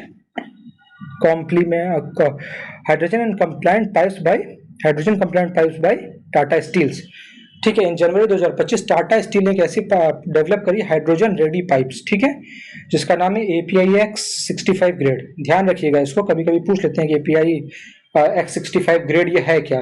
जब एयरक्राफ्ट है, ठीक है, कोई नया शिप का नाम है, कोई नई वॉरशिप है इंडिया की, तो उसको ध्यान रखना पड़ेगा कि टाटा स्टील द्वारा डेवलप हाइड्रोजन कंप्लायंट पाइप्स है, ठीक है। और फिर नेशनल हाइड्रोजन मिशन को सपोर्ट करने के लिए ये बनाई गई है, ठीक है। कलिंगनगर में ये जो स्टील प्लांट है टाटा का वहां पे डेवलप हुई है। वाटर सेट प्रोजेक्ट अंडर प्रधानमंत्री कृषि सिंचाई योजना 2.2, ठीक है। 13 जनवरी 2025 में 56 water set development project were approved in top 10 performing states under department of land resources, ठीक है, मिनिस्ट्री ऑफ रूरल डेवलपमेंट। तो प्राइम मिनिस्टर कृषि सिंचाई योजना के तहत 56 नए वाटर सेट प्रोजेक्ट को अप्रूव किया गया है शुरू के 10 स्टेट्स में, ठीक है, जो टॉप परफॉर्मिंग स्टेट हैं। Bharat clean tech performs platform launch 10 जनवरी 2025 को लॉन्च हुआ था। कॉमर्स मिनिस्टर पीयूष गोयल ने लॉन्च किया था Bharat clean tech platform at Bharat climate forum 2025 in new Delhi to support clean energy, clean technology, ठीक है। आगे की हम बात करते हैं तो नेशनल टर्मरिक बोर्ड जो है जनवरी 14 2025 में लॉन्च किया था निजामाबाद तेलंगाना में इसका हेडक्वार्टर है। The board will promote turmeric export when India produce 70% and export only 62% globally. Bharat दुनिया का 70% जो है लगभग हल्दी प्रोड्यूस करता है और 62% दुनिया का जो एक्सपोर्ट है हल्दी का वो भारत से ही होता है, ठीक है। अन्न चक्र एंड स्कीम, ठीक है, and scan portal PDS reform, public distribution system के लिए रिफॉर्म है ये, ठीक है। 5 दिसंबर 2024 को लॉन्च हुआ था, ठीक है। अन्न चक्र will manage PDS supply chain while scan will streamline subsidy claim under national food security act.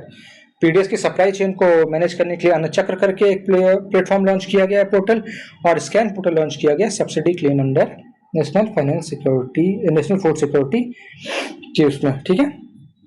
बीमा सखी योजना 9 दिसंबर 2024 को लॉन्च हुई है। Prime minister Modi launched Bima Sakhi Yojana in Panipat for women LIC agent and boost financial inclusion, ठीक है। ग्रेडिकॉन 2025 मार्च 9 से लेकर के 11 तक 2025 में यशोभूमि दिल्ली में ऑर्गेनाइज हुआ था, ठीक है। Focus on grid resilience innovation, ठीक है, hosted by power grid and CIGRE India, ठीक। UPI and digital transaction search 2023-24 financial year की बात करें तो इंडिया में लगभग 18,737 करोड़ रुपए 37 करोड़ डिजिटल ट्रांजैक्शन हुए हैं, ठीक है। UPI alone stands 13,116 crore 70% share of जितना भी टोटल ट्रांजैक्शन हुए हैं digital. International year of cooperatives की अगर हम बात करें, यूनाइटेड नेशन जनरल असेंबली ने declared by United nation general assembly the year was inaugurated in Mumbai with theme cooperative builds a better world, ठीक है। जैसे कि पिछला साल याद होना चाहिए आपको इंटरनेशनल ईयर ऑफ मिलेट्स था, उसी तरह ये ईयर जो है इंटरनेशनल ईयर ऑफ कोऑपरेटिव्स है, ठीक है। एशियन फिशरीज फोरम 14 AFAF, ठीक है, held on 12 February 2025 new Delhi में हेल्ड हुआ था। थीम क्या है इसकी? Green blue growth in Asia Pacific, showcasing India second largest fish producer, ठीक है। इंडिया जो है दुनिया का सेकंड लार्जेस्ट फिश प्रोड्यूसर है और फोर्थ जो है इसकी रैंक है सी फूड एक्सपोर्ट में, ठीक है। आगे की अगर हम बात करें तो हाँ, India honey alliance January 29 2025 seminar titled hive to home vision 2023 was conducted in partnership with NIFTEMK, ठीक है। Highlight the future road map of India's honey sector in Indian honey industry alliance, Indian honey alliance. ठीक है। FDI ने insurance, जो insurance sector है भारत का, उसमें भारत ने 100% एफडीआई जो है वो अप्रूव कर दिया है। ठीक है। जो कि पहले 74% हुआ करता था, पहले 74% था, उसको बढ़ा के अब 100% अप्रूवल हो गया। Entire premium must be retain India. बस हाँ ये बात है कि जो भी प्रीमियम है, जो भी भारत का पैसा है, वो भारत में ही हो रहना ही चाहिए। ठीक है, रहना चाहिए। इंडस फूड 2025 की अगर हम बात करें तो जनवरी 8 2025 को greater Noida Indus food 2025 event inaugurated by Chirag Paswan. ठीक है, चिराग पासवान जी बिहार से हैं। And organise by trade promotion council of India. ठीक है। Jalwahak cargo policy, ministry of port shipping and waterways launched the Jalwahak policy for cargo transport on national waterway 1, national waterway 2 Ganga Brahmaputra. ठीक है, national waterway 16 Barak river to promote inland logistics. ठीक है। उसी तरह tax devolution states की बात, टैक्स डिवोल्यूशन टू स्टेट की बात करें तो 1.73 लाख करोड़ रुपए स्टेट्स के लिए रिलीज किया गया है, जिसमें से यूपी ने 31,000 करोड़ रुपए रिसीव किए हैं, जो ये लोकेशन ट्वाइस है देन ठीक है, then that of दिसंबर्स।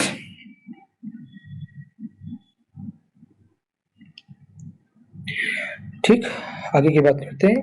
India lighthouse tourism in India, Indian seek under maritime India vision 2030 and Amrit Kaal vision of 2047।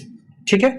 75 lighthouses across 10 states and UTs were dedicated in February 2025। Footfall rose by 400%। ठीक है, footfall का मतलब कितने लोग आ रहे हैं, since 2014 with ₹60 crore investment. ठीक है।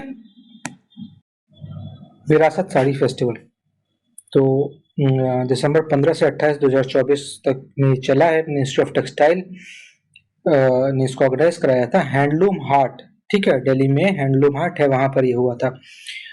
द विरासत festival celebrated India's hand woven, मतलब हाथ से बनी हुई साड़ियों की हेरिटेज, जो है बहुत लंबी जो परंपरा चली आ रही है, उसी को सेलिब्रेट करता है, जिसकी थीम याद रखिएगा माई साड़ी माई प्राइड। ठीक है। हिंडाल्को ने ज्वाइन कर लिया है आईसीए। आईसीए का मतलब होता है international copper alliance, copper association. ठीक है। Boosting India presence in global copper ecosystem. ठीक, अक्टूबर 2024 की ये न्यूज है। एनवीडिया का आपने सुना होगा, चिप मैन्युफैक्चरिंग के लिए बहुत फेमस है, आपने लैपटॉप वगैरह में देखा होगा, एनवीडिया की चिप आती है ग्राफिक्स को इम्प्रूव करने के लिए। ठीक है। तो एनवीडिया जो है, इसकी मार्केट वैल्यू जो है उसने 3.53 ट्रिलियन डॉलर के मार्क को टच कर लिया है, जो एप्पल से भी ज्यादा है। ठीक है। हाई एआई चिप डिमांड, मतलब हाई आर्टिफिशियल इंटेलिजेंस की जो चिप है उसकी जो डिमांड है, इसके कारण से ऐसा हुआ है। और एप्पल जो है वो falling iPhone sales in China में एप्पल के आईफोन की सेल्स घट गई है। इकोनॉमिक फ्रीडम इंडेक्स की अगर बात करें 16 अक्टूबर 2024 को लॉन्च हुआ था। फेजर इंस्टीट्यूट ने इंडेक्स लॉन्च किया है। ठीक है। इंडिया का रैंक 84 है। हांगकांग, सिंगापुर और स्विट्जरलैंड ने टॉप 3 स्पॉट्स पाए हैं आउट ऑफ 165 कंट्रीज। अगली न्यूज देखें, अच्छी न्यूज है कि इंडिया जो है सेकंड लार्जेस्ट स्मार्टफोन मार्केट बन चुकी है। थर्ड क्वार्टर ऑफ 2024 में India held 15.5% of global smartphone share, ranking second after China में 22% है और यूएसए में 12% है। ठीक है। Mule Hunt .ai by RBI, December 6 2024, RBI innovation hub Bangalore. ठीक है, इसने लॉन्च किया म्यूल हंट AI। ठीक है, an AI based tool to detect fraudulent and mule bank accounts. ठीक, अगला देखते हैं India GDP base year revision. ठीक है, जैसा कि आप लोगों को पता होगा कि जीडीपी जब ये मेजर करते हैं तो एक बेस ईयर होता है कि उस साल के कंपैरिजन में, उस साल के जो प्राइस वैल्यू था उसके कंपैरिजन में आज की क्या स्थिति है, इस बात को देखते हैं। ठीक है, तो हमारे अभी लेटेस्ट डिस्कशन चल रहा है कि जो 2015 में हुआ था लास्ट रिवीजन, ठीक है, कि 2011-12 जो है वो बेस ईयर होगा, उसको चेंज करके जून 2024 कर दिया जाए। ठीक है, tuna cluster Andaman and Nicobar island 6 नवंबर 2024 और tuna cluster was announced under prime minister Matsya Sampada Yojana, ठीक है, to boost coastal livelihood and seafood export in Andaman and Nicobar islands, ठीक है। अब आईएफसी का मतलब हो गया इंटरनेशनल फाइनेंस कॉर्पोरेशन। आईएफसी ने $400 मिलियन की इन्वेस्टमेंट करी है। 6 नवंबर 2024 को international finance corporation announce a 400 million investment in Bajaj finance limited to support electric vehicles and energy efficient appliances, ठीक है। नेशनल एमएसएमई क्लस्टर आउटरीच की बात करेंगे। 9 नवंबर 2024 का न्यूज़ है। फाइनेंस मिनिस्टर निर्मला सीतारमन जी जो है उन्होंने लॉन्च किया है 1.54 lakh crore credit outreach programme in Bangalore for MSME under national cluster schemes financial year 2024-25 के लिए है ये, ठीक है। आगे देखते हैं नेशनल इलेक्ट्रिसिटी प्लान ट्रांसमिशन, ठीक है। अक्टूबर 14 2024 की न्यूज है। Plan targets 500 gigawatt renewable energy by 2030, 600 gigawatt by 2032, ठीक है। आपको पता है पंचामृत का भी हमारा ये टारगेट की 500 गीगावाट हमारी जो है रिन्यूएबल एनर्जी की कैपेसिटी पहुंच जाए। Aims to add 191,000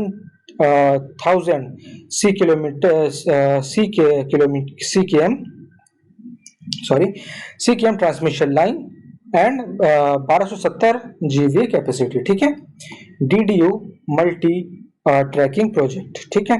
approved on 16 अक्टूबर 2024 2642 करोड़ का प्रोजेक्ट है between Banaras and Chandauli, UP का प्रोजेक्ट है। Aim to ease congestion and aligning with PM Gati Shakti master plan, ठीक है। जैसा कि आपको पता है यहाँ पे कंजेशन बहुत ज्यादा है, मतलब कि डेंसिटी बहुत ज्यादा है, घरों की भी बहुत ज्यादा है, रोड बहुत सकरी है, इन सब चीजों को इम्प्रूव करने के लिए किया गया है। पीएम ई ड्राइव स्कीम की हम बात करेंगे विद ₹10,900 करोड़ का आउटले है इसका। प्रधानमंत्री electric drive resolution in innovative vehicle enhancement, ठीक है। ई ड्राइव प्रोग्राम है इसका नाम। स्कीम विल रन फ्रॉम 1 अक्टूबर 2024 से 31 मार्च 2026 तक फॉर ईवी इकोसिस्टम डेवलपमेंट, ठीक है। ईवी इकोसिस्टम डेवलपमेंट में क्या आता है कि इससे रिलेटेड जो इलेक्ट्रिक चार्जिंग स्टेशन होने चाहिए, गाड़ी में सर्विसिंग वगैरह की चीज़ें होनी चाहिए और भी सारी चीज़ें जो भी फैसिलिटीज प्रोवाइड करी जा सकती हैं रोड पर वो की जानी चाहिए, ठीक है। पोषण माह की बात करें 2024 का 7th एडिशन ऑफ पोषण माह वाज लॉन्च 1 सितंबर 2024 को फ्रॉम धर एक जगह है मध्य प्रदेश में, ठीक है। Focusing on nutrition awareness and community health initiatives, ठीक है। ग्लोबल स्किल्स रिपोर्ट 2024 जो है कोर्सेरा की ये रिपोर्ट है, जून 2024 में लॉन्च हुई थी। इंडिया की रैंक 87th है ग्लोबली, ठीक है। ये आपको बहुत ध्यान रखना चाहिए, ग्लोबली 87th रैंक है। और टॉप परफॉर्मिंग स्टेट जो है वो पंजाब, चंडीगढ़ और वेस्ट बंगाल है, ठीक है। अगला HAL, ठीक है।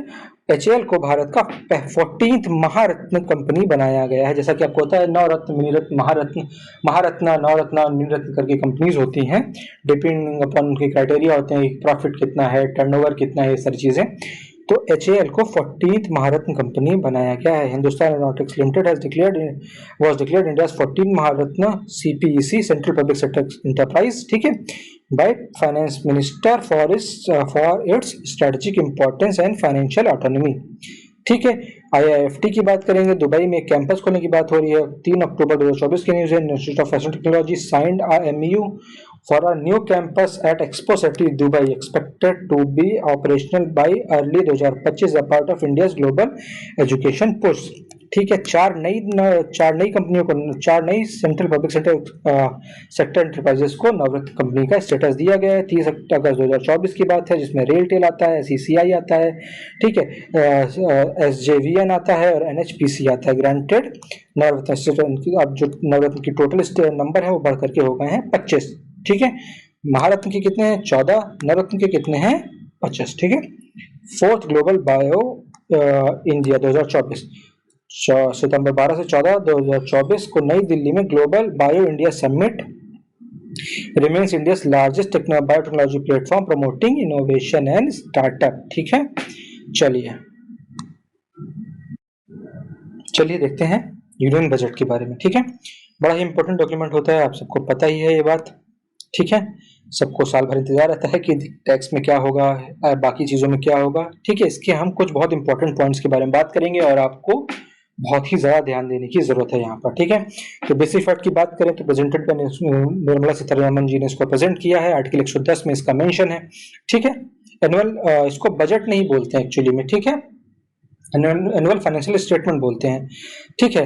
और 1 फरवरी 2025 को इसको प्रेजेंट किया गया था। ये उनका 8th कॉन्जिक्यूटिव बजट है जो अपने आप में एक रिकॉर्ड है, और ये इंस्पायर्ड है गुराजादा अप्पा राव जी के द्वारा, ठीक है।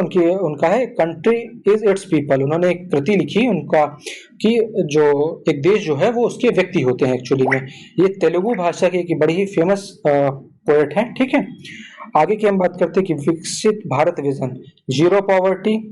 विकसित भारत का विजन जो है वो है क्या एक्चुअली में, कि टारगेट वो है कि जीरो पॉवर्टी होनी चाहिए, 100% स्कूल एजुकेशन होनी चाहिए, यूनिवर्सल हेल्थ केयर होनी चाहिए, 100% स्किल जॉब होनी चाहिए, 70% वुमेन इन इकोनॉमी होना चाहिए, India as a food basket होना चाहिए, ठीक है। बड़ा ही इंपॉर्टेंट चीज है। तीसरी बात करते हैं 10 प्रायोरिटी एरियाज की बात करते हैं। गरीब, युवा, अन्नदाता, नारी, इन पे फोकस होना चाहिए, ठीक है। इसको कई लोग GYAN यानी ज्ञान के तरीके से भी याद करते हैं, गरीब, युवा, अन्नदाता, नारी, ठीक है। फोकस एरिया क्या है, एग्रीकल्चर की growth, rural resilience, inclusive growth, make in India, MSME, employment, innovation, energy security, export, tech और इनोवेशन, ठीक है। चौथे पॉइंट की बात करते हैं, डेवलपमेंटल स्ट्रेटजीज की बात करते हैं। 4 ग्रोथ इंजन की इन्होंने बात करी है, एग्रीकल्चर, MSME, इन्वेस्टमेंट, एक्सपोर्ट। याद रखना, एग्रीकल्चर, MSME, इन्वेस्टमेंट, एक्सपोर्ट, ठीक है। फ्यूल जो है वो रिफॉर्म्स होंगे।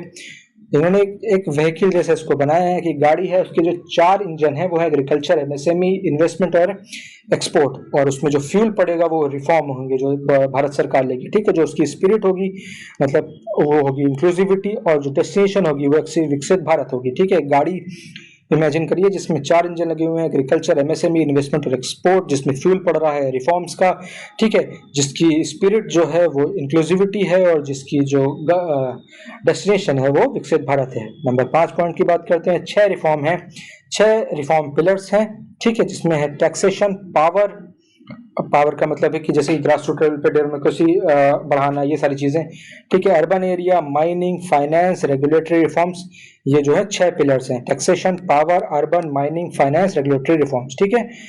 पॉइंट 6 की बात करते हैं, बजट एस्टिमेट्स, ठीक है। एक्सपेंडिचर जो है लगभग 50.6 लाख करोड़ है, रेवेन्यू रिसीव जिसमें से है 34.2 लाख करोड़ रुपए, बोरोइंग 15.7 लाख करोड़ रुपए है, फिजिकल डेफिसिट 4.4% ऑफ GDP है, जो कि एक्चुअली में FRBM एक्ट रिकॉर्ड से हिसाब से 3% होना चाहिए, ठीक है। और प्राइमरी डेफिसिट 0.8% है। बड़ा ही इंपॉर्टेंट होते हैं डेटा, कई बार पढ़िए, याद हो जाने चाहिए, ठीक है। पॉइंट 7 की बात करें तो इकोनॉमिक प्रोजेक्शंस की बात करें, नॉमिनल GDP में 10.1% की ग्रोथ होगी, ग्रॉस टैक्स रेवेन्यू 10.8% बढ़ गया है, GST 11.78 lakh crore rupees collect हुआ है, ठीक है। जो कि CSGST का जिसमें से सेंट्रल का जो GST है वो 86% है, ठीक है। डिवोल्यूशन टू स्टेट जो है 14.2 लाख करोड़ रुपए जो है वो स्टेट्स के लिए स्टेट्स को दिया जाएगा। टोटल ट्रांसफर जो है 25.6 लाख करोड़ है, ठीक है। 8वें पॉइंट की बात करेंगे, बजट फ्लो रेसिट्स की बात करेंगे। इनकम टैक्स 22% है, कॉर्पोरेशन टैक्स 17% है, ठीक है। GST एंड अदर्स जो है वो 18% है, बोरोइंग 24% है, एक्साइज 5% है, कस्टम्स 4% है, नॉन टैक्स जो वो है वो 9% है, नॉन टैक्स रेवेन्यू 9% है, और नॉन डेट कैपिटल रेसिट जो है वो 1% है। याद करिए भाई, ये सारी चीजें जो है सुनने में थोड़ा मुश्किल लग रही है, पर 2-3 बार पढ़ने के बाद ऑटोमेटिकली ऐसा याद हो जाएगा, ठीक है। बजट फ्लो एक्सपेंडिचर की अगर हम बात करेंगे तो स्टेट शेयर 22% है, इंटरेस्ट 20% जो है वो शेयर है, central scheme 16%, defence 8%, subsidies 6%, pension 4% और बाकी जो बचा है वो रिमेनिंग पोर्शन, ठीक है। मेजर मिनिस्ट्री जो है जिसको एलोकेशंस की बात करते हैं तो सबसे ज्यादा तो हमेशा की तरह जो है वो डिफेंस को ही है, ठीक है।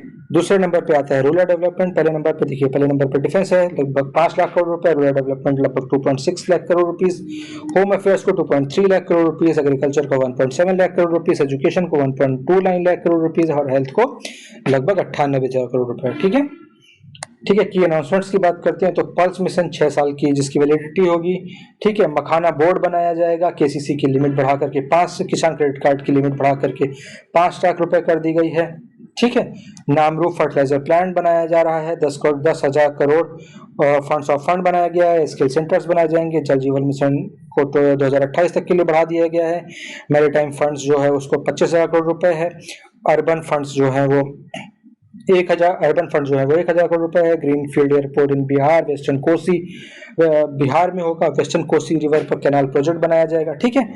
और डायरेक्ट टैक्स रिलीफ की बात करें, no tax up to 12 lakh रुपए, स्टैंडर्ड डिडक्शन ₹75,000, ठीक है, ₹1 crore direct tax relief announce, ठीक है।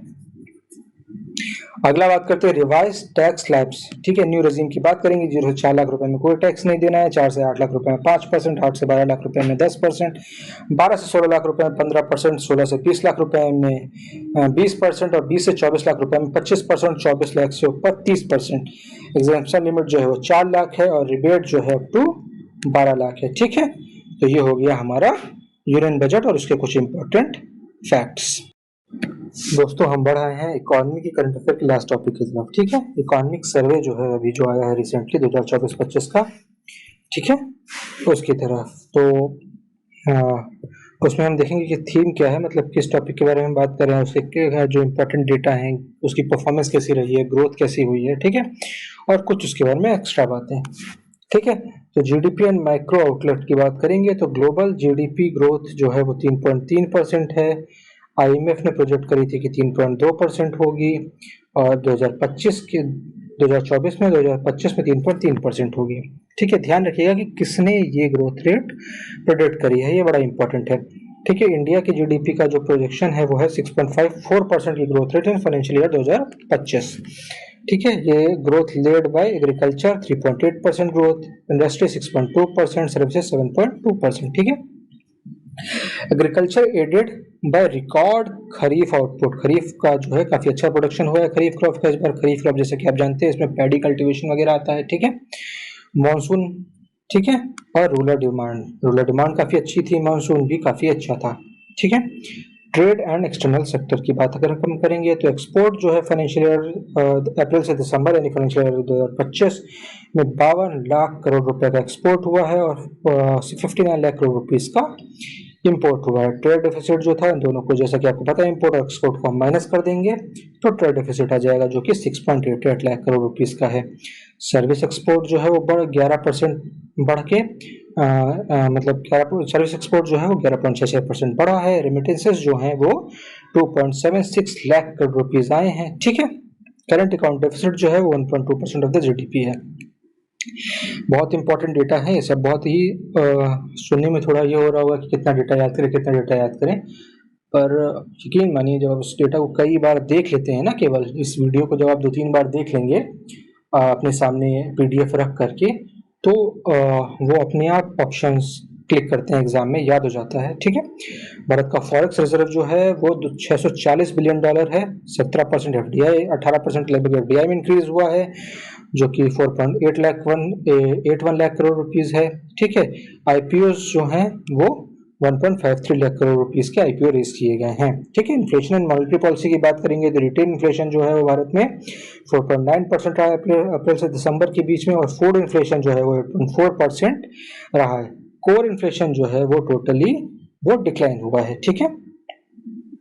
सीपीआई प्रोजेक्टेड, ठीक है। सीपीआई आपको पता है, अभी हमने ऊपर डिस्कस भी किया था, कंज्यूमर प्राइस इंडेक्स होता है 4.7 से 4.8% 2025 में रहा है। आरबीआई का प्रोजेक्शन है 2026 फाइनेंशियल ईयर के लिए कि ये 4.2% रहेगा। कैश रिजर्व रेशियो जो है वो कट कर दिया गया है, 4.5% से 4% रहेगा, ठीक है। और इससे क्या होता है, इससे मार्केट में लिक्विडिटी मतलब मार्केट में लिक्विडिटी इंजेक्ट होगी, ठीक है। 1.16 लाख रुपए मार्केट में डाले गए हैं, ठीक है। बैंकिंग क्रेडिट की बात करेंगे तो क्रेडिट ग्रोथ डिक्रीज टू 7.7% दिसंबर 2024 से 11.8% नवंबर 2023 में, जो कि 8% थी, वो घट करके 7.7% हो गई है, ठीक है। एमएसएमई क्रेडिट की बात करेंगे तो उसमें 13% का इंक्रीज हुआ है। पर्सनल लोन जो है वो 8.8% है, सर्विसेज जो है 5.9% है। ग्रॉस एनपीए का मतलब होता है नॉन परफॉर्मिंग एसेट्स, जो है वो ग्रॉस एनपीए जो है वो परसेंट है, ठीक है। 2.6 है, ये 12 साल में सबसे लोएस्ट स्तर पर है इस वक्त। नेट एनपीए 0.6% है, ठीक है। और CRAR जो है वो 16.7% है, ठीक है। फाइनेंशियल इंक्लूजन इंडेक्स 64.2% है, जो कि अच्छा है, जो इंक्रीज हुआ है 53.9% 2021 में से, ठीक है। बात करते हैं इंफ्रास्ट्रक्चर की, तो 17 न्यू वंदे भारत ट्रेन, ठीक है। बुलेट ट्रेन प्रोजेक्ट जो है 47% लगभग कंप्लीट हो चुका है। डेडिकेटेड फ्राइट कॉरिडोर जो है वो 96.4% बन चुका है। 1337 जो है अमृत भारत स्टेशन जो है वो मॉडर्नाइज हो चुके हैं। पब्लिक प्राइवेट पार्टनरशिप में रेलवे प्रोजेक्ट जो है वो लगभग 33,000 करोड़ रुपए से ज्यादा के हैं। 17 कंप्लीट हो चुके हैं, 8 ऑनगोइंग है। भारतमाला प्रोजेक्ट जो है वो 76% जो है वो अवार्ड किया जा चुका है, ठीक है। और 6 MMLPs जो है वो अवार्डेड हैं, ठीक है। एनर्जी एंड ग्रीन ट्रांजिशन की अगर हम बात करेंगे तो इंस्टॉल कैपेसिटी जो है वो 456 गीगावाट्स की है। 47% रिन्यूएबल है। सोलर जो है वो इसमें 97.8 गीगावाट है, ठीक है। Green hydrogen mission 5 million metric tonne by 2030 ये हमारा टारगेट है। पीएम सूर्य घर योजना जो है वो काफी ह्यूज सक्सेस रही है, जिससे हम 30 gigawatt rooftop solar power produce करने के बारे में सोच रहे हैं, ठीक है। ग्रीन एनर्जी कॉरिडोर्स की अगर हम बात करेंगे तो ग्रीन एनर्जी कॉरिडोर का जो जीसी का जो फेज 1 है वो लगभग 9,136 किलोमीटर का है। GC 2 जो है वो 7 स्टेट्स में फैलेगा। सोलर पार्क की अगर हम बात करें तो 12,200 मेगावाट की कैपेसिटी जो है वो इंस्टॉल कर दी गई है। एम्प्लॉयमेंट और अगर लेबर की बात करेंगे तो एम्प्लॉयमेंट रेट जो है वो घटा है 3.2% फाइनेंशियल ईयर 2024 की अगर हम बात करें, ठीक है। अर्बन रेट 6.4% है। Female labour force participation increase हुआ है फ्रॉम 23.3% टू 41.7%, ठीक है। ध्यान रखिएगा, ये अच्छी बात है। फीमेल लेबर फोर्स पार्टिसिपेशन जो है वो 23% से बढ़ करके लगभग 42% पहुंच गया है, ठीक है। WPI, ठीक है, वर्कर्स पॉपुलेशन रेशियो और लेबर फोर्स पार्टिसिपेशन रेट जो है वो इम्प्रूव्ड इन 14 एंड 11 स्टेट्स, ठीक है। गिग इकोनॉमी जिसके बारे में हम बात करते हैं 23.5 मिलियन जो है वो पहुंच गई है। मतलब 23.5 मिलियन लोगों को गिग इकोनॉमी जो है एम्प्लॉयमेंट देती है। सोशल स्कीम्स की बात करेंगे तो जल जीवन मिशन जो है 79% रूरल टैप वाटर जो है वो पहुंचाया जा चुका है, ठीक है। स्वच्छ भारत मिशन की बात करेंगे तो 3.64 लाख विलेजेस जो है वो ODF फ्री स्टेटस पा चुके हैं। पीएम किसान ने 11 करोड़ फार्मर्स की हेल्प करी है ना, ठीक है। PMKMY जो है वो 23.6 लाख जो है उन्होंने इसमें इनरोल किया है, ठीक है। किसान क्रेडिट कार्ड में 7.75 करोड़ अकाउंट्स जो है उनको किसान क्रेडिट कार्ड का लाभ मिल रहा है, जिसमें जो है लगभग 9.82 लाख करोड़ रुपए इसके लोन्स बांटे जा चुके हैं। फ्लोरिकल्चर एक्सपोर्ट की बात करें तो 750 करोड़ रुपए के फ्लोरिकल्चर यानी कि फूल वगैरह के एक्सपोर्ट हुए हैं, जिससे कि स्ट्रॉन्ग रूरल डेवलपमेंट हमें पता चलता है, ठीक है। डिजिटल इंडिया एंड कनेक्टिविटी की बात करें तो 5G डिप्लॉय हो चुका है 779 डिस्ट्रिक्ट्स में। 4.6 लाख टावर्स बन चुके हैं। भारत नेट जो है लगभग 2.14 लाख ग्राम पंचायत को कवर कर चुका है, ठीक है। बड़ा ही इंपॉर्टेंट डेटा है, याद रखिएगा। यूपीआई का शेयर जो है 70% है। डिजिटल ट्रांजेक्शन जो है लगभग 18,737 करोड़ डिजिटल ट्रांजेक्शन हुए हैं, ठीक है। 46% CAGR में इंक्रीज है। उड़ान जो है, उड़ान उड़े देश का आम नागरिक, आपको पता है ये स्कीम है। 619 रूट्स जो है इसके फंक्शनल हो चुके हैं। पोर्ट जो है वो पब्लिक पार्टनरशिप में 56 प्रोजेक्ट्स एक्टिव हो चुके हैं, जिनकी वर्थ है लगभग 69,800 करोड़, ठीक है। सर्विस सेक्टर एक्सपोर्ट की बात करें तो services sharing GVA gross value addition जो है वो 55% है तो फाइनेंशियल ईयर 2025 में, जो कि इंक्रीज है लगभग 4% का 4.5% का फाइनेंशियल ईयर 2014 से, ठीक है। इंडिया जो है वो 7th रैंक है ग्लोबली इन सर्विसेज एक्सपोर्ट। FDI इन सर्विसेज जो है वो लगभग जो है 49,789 करोड़ रुपए का है, ठीक है। 49,379 करोड़ रुपए का, ठीक है। माफ कीजिएगा, थोड़ा सा कभी कभी हो जाता है, ठीक है। टेक्सटाइल एक्सपोर्ट्स जो है वो 2.94 लाख करोड़ रुपीस का है। ई कॉमर्स एक्सपोर्ट जो है वो ठीक है 17 से 26 लाख करोड़ रुपए हिट कर सकता है 2030 तक, ठीक है। चलिए आगे चलते हैं। House hold spending and equality की अगर हम बात करेंगे तो MPCE जो है वो रूरल में ये जैसे कि ये डेटा हमने ऊपर भी पढ़ रखा है, ठीक है। रूरल में 4,247 रुपए है, अर्बन में 7,000 जो है 7,078 रुपए है। रूरल अर्बन गैप जो है वो 70% से डिक्रीज हुआ है, ये बड़ा ही अच्छी बात है जी। गिनी कोफिशिएंट जो कि इनइक्वालिटी को रिप्रेजेंट करता है, रूरल एरियाज में 0.237 है, अर्बन एरियाज में 0.284 है, जो कि डिक्रीज हुआ है। तो इसका मतलब ये है कि इनइक्वालिटी जो है वो भारत में डिक्रीज हुई है। Consumption inequality and gender parity shows structural improvement, ठीक है। ये इंपॉर्टेंट चीज लाइन याद रखिएगा कि कंजम्पशन इनइक्वालिटी और जेंडर पैरिटी, जेंडर पैरिटी का मतलब हो गया जेंडर इक्वालिटी की बात कर रहे हैं हम, ठीक है। शो करता है कि स्ट्रक्चरल लेवल पर भारत में इंप्रूवमेंट्स देखे जा रहे हैं, ठीक है।